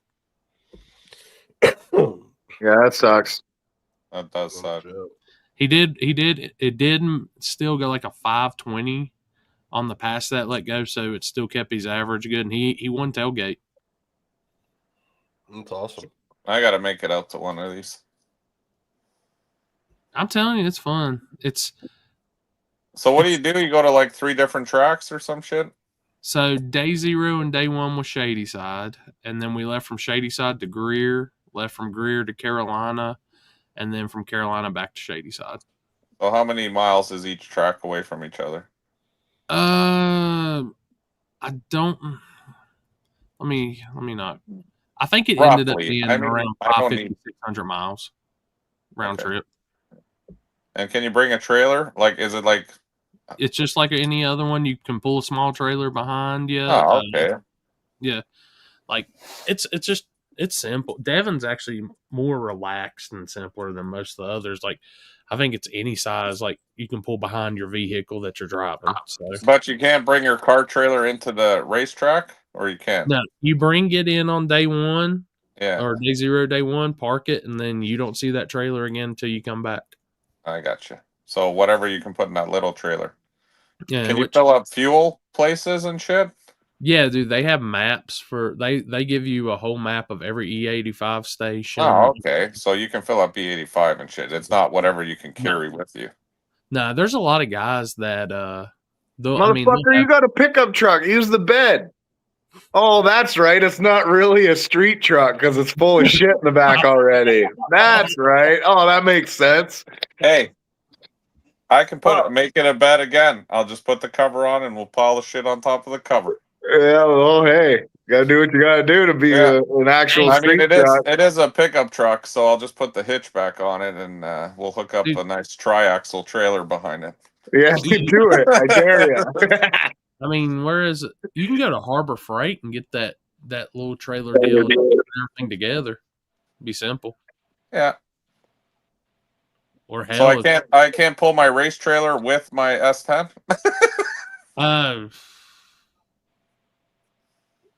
I'm not for sure because there's one dude that pulls with his truck. He pulls another like truck bed, and that's his trailer. Smart. Is there a limitation to trailer size? I don't think there is, honestly. Oh, that's hilarious! I just pulled the truck's trailer with my truck. But I mean, it's not flat land, so there's hills and shit. So you gotta. I got plenty of torque to pull that trailer. But I mean, I think Adam and them like just use those little trailers and stuff. I know of his stuff, which that's all you need, really. If you can stop for E85, then the little trailer, all you need is some tools and shit, and the tires. Switch the tires. Like if it was me, I would at least have 10 extra gallons of fuel on me, no matter what. Well, yeah, and the trailer I'd have 5, 10, 15 gallons, 3 jerry cans. Well, I'll tell you. Actually, if you were really taking it serious, where you tune your own shit, anyways, I would just do a flex fuel sensor in it or something. That way, you run 93 and E85. If you're a tuner, you don't need a flex sensor. You just fucking put a 93 tune in it. Done. Yeah. Dude, I'm lazy. I would know. I could know how to tune it exactly. I probably still have a flex sensor. Yeah, but you still got to tune the flex sensor. What's the flex sensor going to do unless you tune it properly? I just sit in the passenger seat and let Terry drive, and I just modify as we go. I asked him that tells me to put a flex sensor in my car. I say, okay, you got one? Yeah. Well, how'd you tune it? Well, I just put it in. Well, the flex sensor doesn't go, oh shit, let's maximize the power and the blends here. Like you still got to tune it properly. Huh. What was the damn one? Was it Pro EFI that had the sensor and it would adjust itself or some shit? But it can't. You have to tell it what you want it to do. It'll read the percentage, right? But like a lot of people are like, oh, I'll just run pump gas in E85. Okay, but what are you actually programming the ECU to do on a flex sensor? Nothing. I just want to see it on my dash. Okay, so you're not utilizing anything. I thought Pro EFI did like its own on the fly changes in the ECU. Well, it will when you program to do that.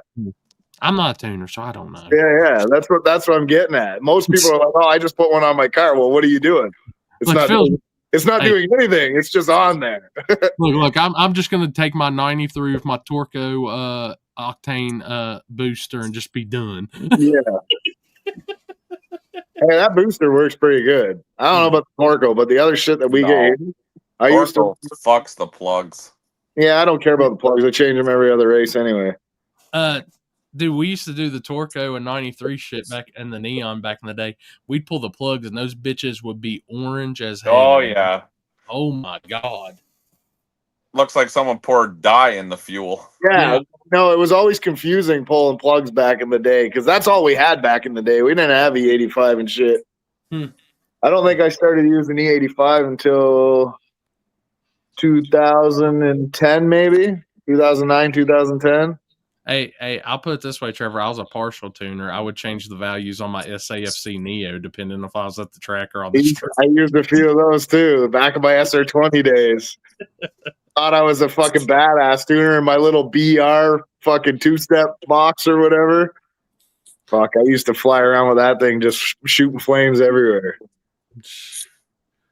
Man, I wonder whatever happened to. Well, I know Torco went belly up, but hell, that shit, it did work. It sucked on plugs, but that shit did work. Sure, it just fouled the plugs enough that you fucking couldn't put any power in there. What's the one everybody? I guess it's everybody uses the VP one now. I think. All Yeah. those octane That's boosters the are one I'm weird. thinking about, the blue and white bottles or whatever. Octanium. Yeah, something like that. I just use E85. Yeah, That's easier. I don't care if Pump E85 is 50%. I don't care if it's 75%. If it's winter blend, summer blend, it gets all the same shit put in the tune. Yeah, it's, E85. they've got, what is it down through there? Spinks and I think it might Sheets. be Raceway. Those are the gas stations that carry E85 on that route. There's a No sheet sheet? that's like an hour from Shady Side that is, but no, I'd have to drive an hour out of the way to go to Sheets because I need one of them milkshakes, man. chocolate or vanilla. That's all I'm saying. I will drive 40 minutes out of the way to get one of them milkshakes. Dude, that's a ritual stop every time on the way home. Sheets, and which is crazy to think that some places are hard to find. Yet I've got 3 E85 stations within an hour.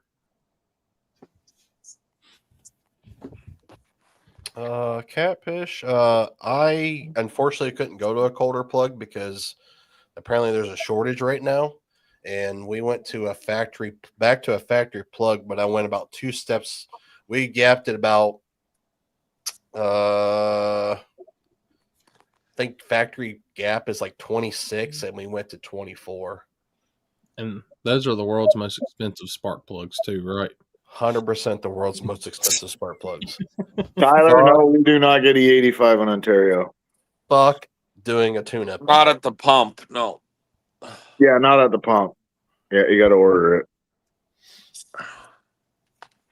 We used to. There used There used to be a gas station. But they wouldn't let you pump it into anything that wasn't a flex fuel, and you wouldn't be able to get it in jerry cans. It had to be a flex fuel vehicle with the badge on it in Guelph. Otherwise, you couldn't get it. What? Yeah, I drove all the way to Guelph, which is 2 hours from my house, because I was like, fuck yeah, finally found the 85. Show up there and had like 10 jerry cans in the back of my fucking car at the time, and they would not pump it into the jerry cans whatsoever. So just I don't know, some stupid regulation. Canada cares about the climate, but you can't run E85 that burns like 25-30% less emissions, and you can't do that. No, but we make it. I got the fucking E85 plant 25 minutes from my house here. They make hundreds of thousands of fucking gallons of E85 here and sell it all to the States, but we can't buy it. I'll be going over there, slipping somebody some cash and be like, Bro, hey, I know where the pump is. Unless I buy it in a transport truck fucking tanker, they ain't selling it. All right, so we're going to jump up. 4 Honda Civics. We need 4 Buicks. Okay. The T-types or the Grand Nationals like they did in Brazil. We will hijack the truck. Jesus. Oh. Mike's phone went dead. Bet you Mike's phone went dead. Yeah, my plugs were for 8 plugs was $230. Wow. Damn, that's crazy. Yep. And that was the dealer even giving below for dealer pricing or for shop pricing plus another 10%. Damn. Because you could not get NGK and sell. It's an NGK plug, but NGK had no availability for that plug. I had to go through the dealer and get the Volkswagen Audi branded boxed. You mean he had to go to the dealership? He had to get the Vag box. Yep, literally. That's the only place in the entire country, at least my dealer had those. Mike phone died. we know, Mike. But hell, we're about at that point anyways. We're on the final 5 minutes. So what's the other? We got the Vag box and the Fag box for the Volkswagen stuff. Yep. That's why I stick with my Fords. All right, but final 5 minutes heading up on the show. So what y'all got going on this weekend? Oh, we're on a time limit now? Oh, we cut it now at 11. We're old people, man. Fuck. We get our That's the sleep. only reason I don't come on here, because we get fucking. I'll be on here. I'll be like, oh, I'll get off at like whatever, an hour, and then I stay on here till 3 in the fucking morning. And I got to work tomorrow. Nah, not me. The past few weeks we've kept it to about 2.5 hour limit. Okay, that's good. Keep it like that. Maybe I'll come back on again. It's kind of nice. I'm old too, man. Fuck. But what y'all got going on this weekend? Nothing. I'm so fucking burnt out on fucking cars. I don't want to do shit. It's winter up there now too, so No, it's nice where we're at. I was in shorts today. damn it. It's snowing an hour north of me, or east of me. Dude, it's They've been shoveling snow for like fucking a week now, and here I'm an hour away and I'm in fucking shorts. You know whose fault that is? This guy, Alex. Alex also earned a new job. He's the complaint department now. No, if you ask any other Canadian, it's Trump's fault. Fuck, it's supposed to be in the mid-50s here this weekend, which is crazy. It's going to be 75 in Charlotte this weekend for the race. Oh, shit. Yeah. I'll leave out Friday to go final testing, and then we're going to hopefully make some good money on Saturday. I don't think I'm doing anything this weekend either. I think I might take the vet out. Cruise in. Burn the fucking tires out of it. Go find a bunch of old heads. Tell them, bring out them cars that hot pop cans. You got something for them? Yeah, I'm going to hop a pop can, motherfucker. Yeah, I think I'm going to take... Like how far we are into the race cars and technology and all this shit, we know all those fucking stories those old men told were all a bunch of bullshit. The $100 bill on the dash, the fucking hopping a fucking pop can, shaking the whole fucking house and neighborhood.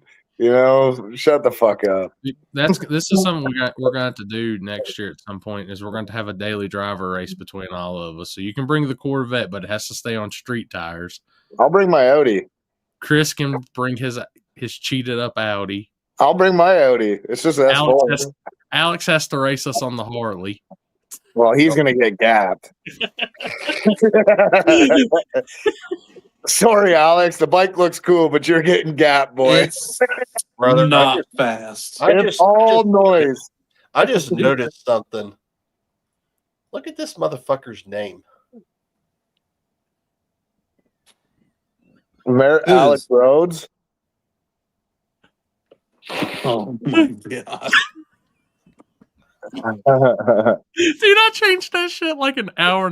I had a fan request for it, so Oh my god! we can't let the fans down. What's mine say?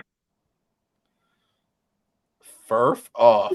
No, it should say fuck off, but clearly it didn't let me do Poof off. it.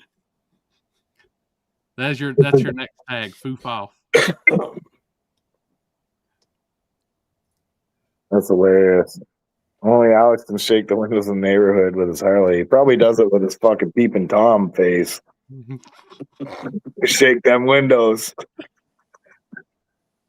He's just Sorry, thinking about Alex. it. Once I get off work tonight, hell with these guys. I'm gonna be all brr, brr, brr, brr, brr, brr, brr, brr. Like, can I ask you a serious fucking question? Yeah. Did you take a training course for when you pull up to a stoplight, you rev the engine like 15 fucking times? No, and then 15 times before you take off, and then all you hear is blah, blah, blah, and then you're like still not even section. It's when you buy a Harley that it comes in it's in the manual book. Oh, okay. My uncle does the same shit. I blast him for it all the time.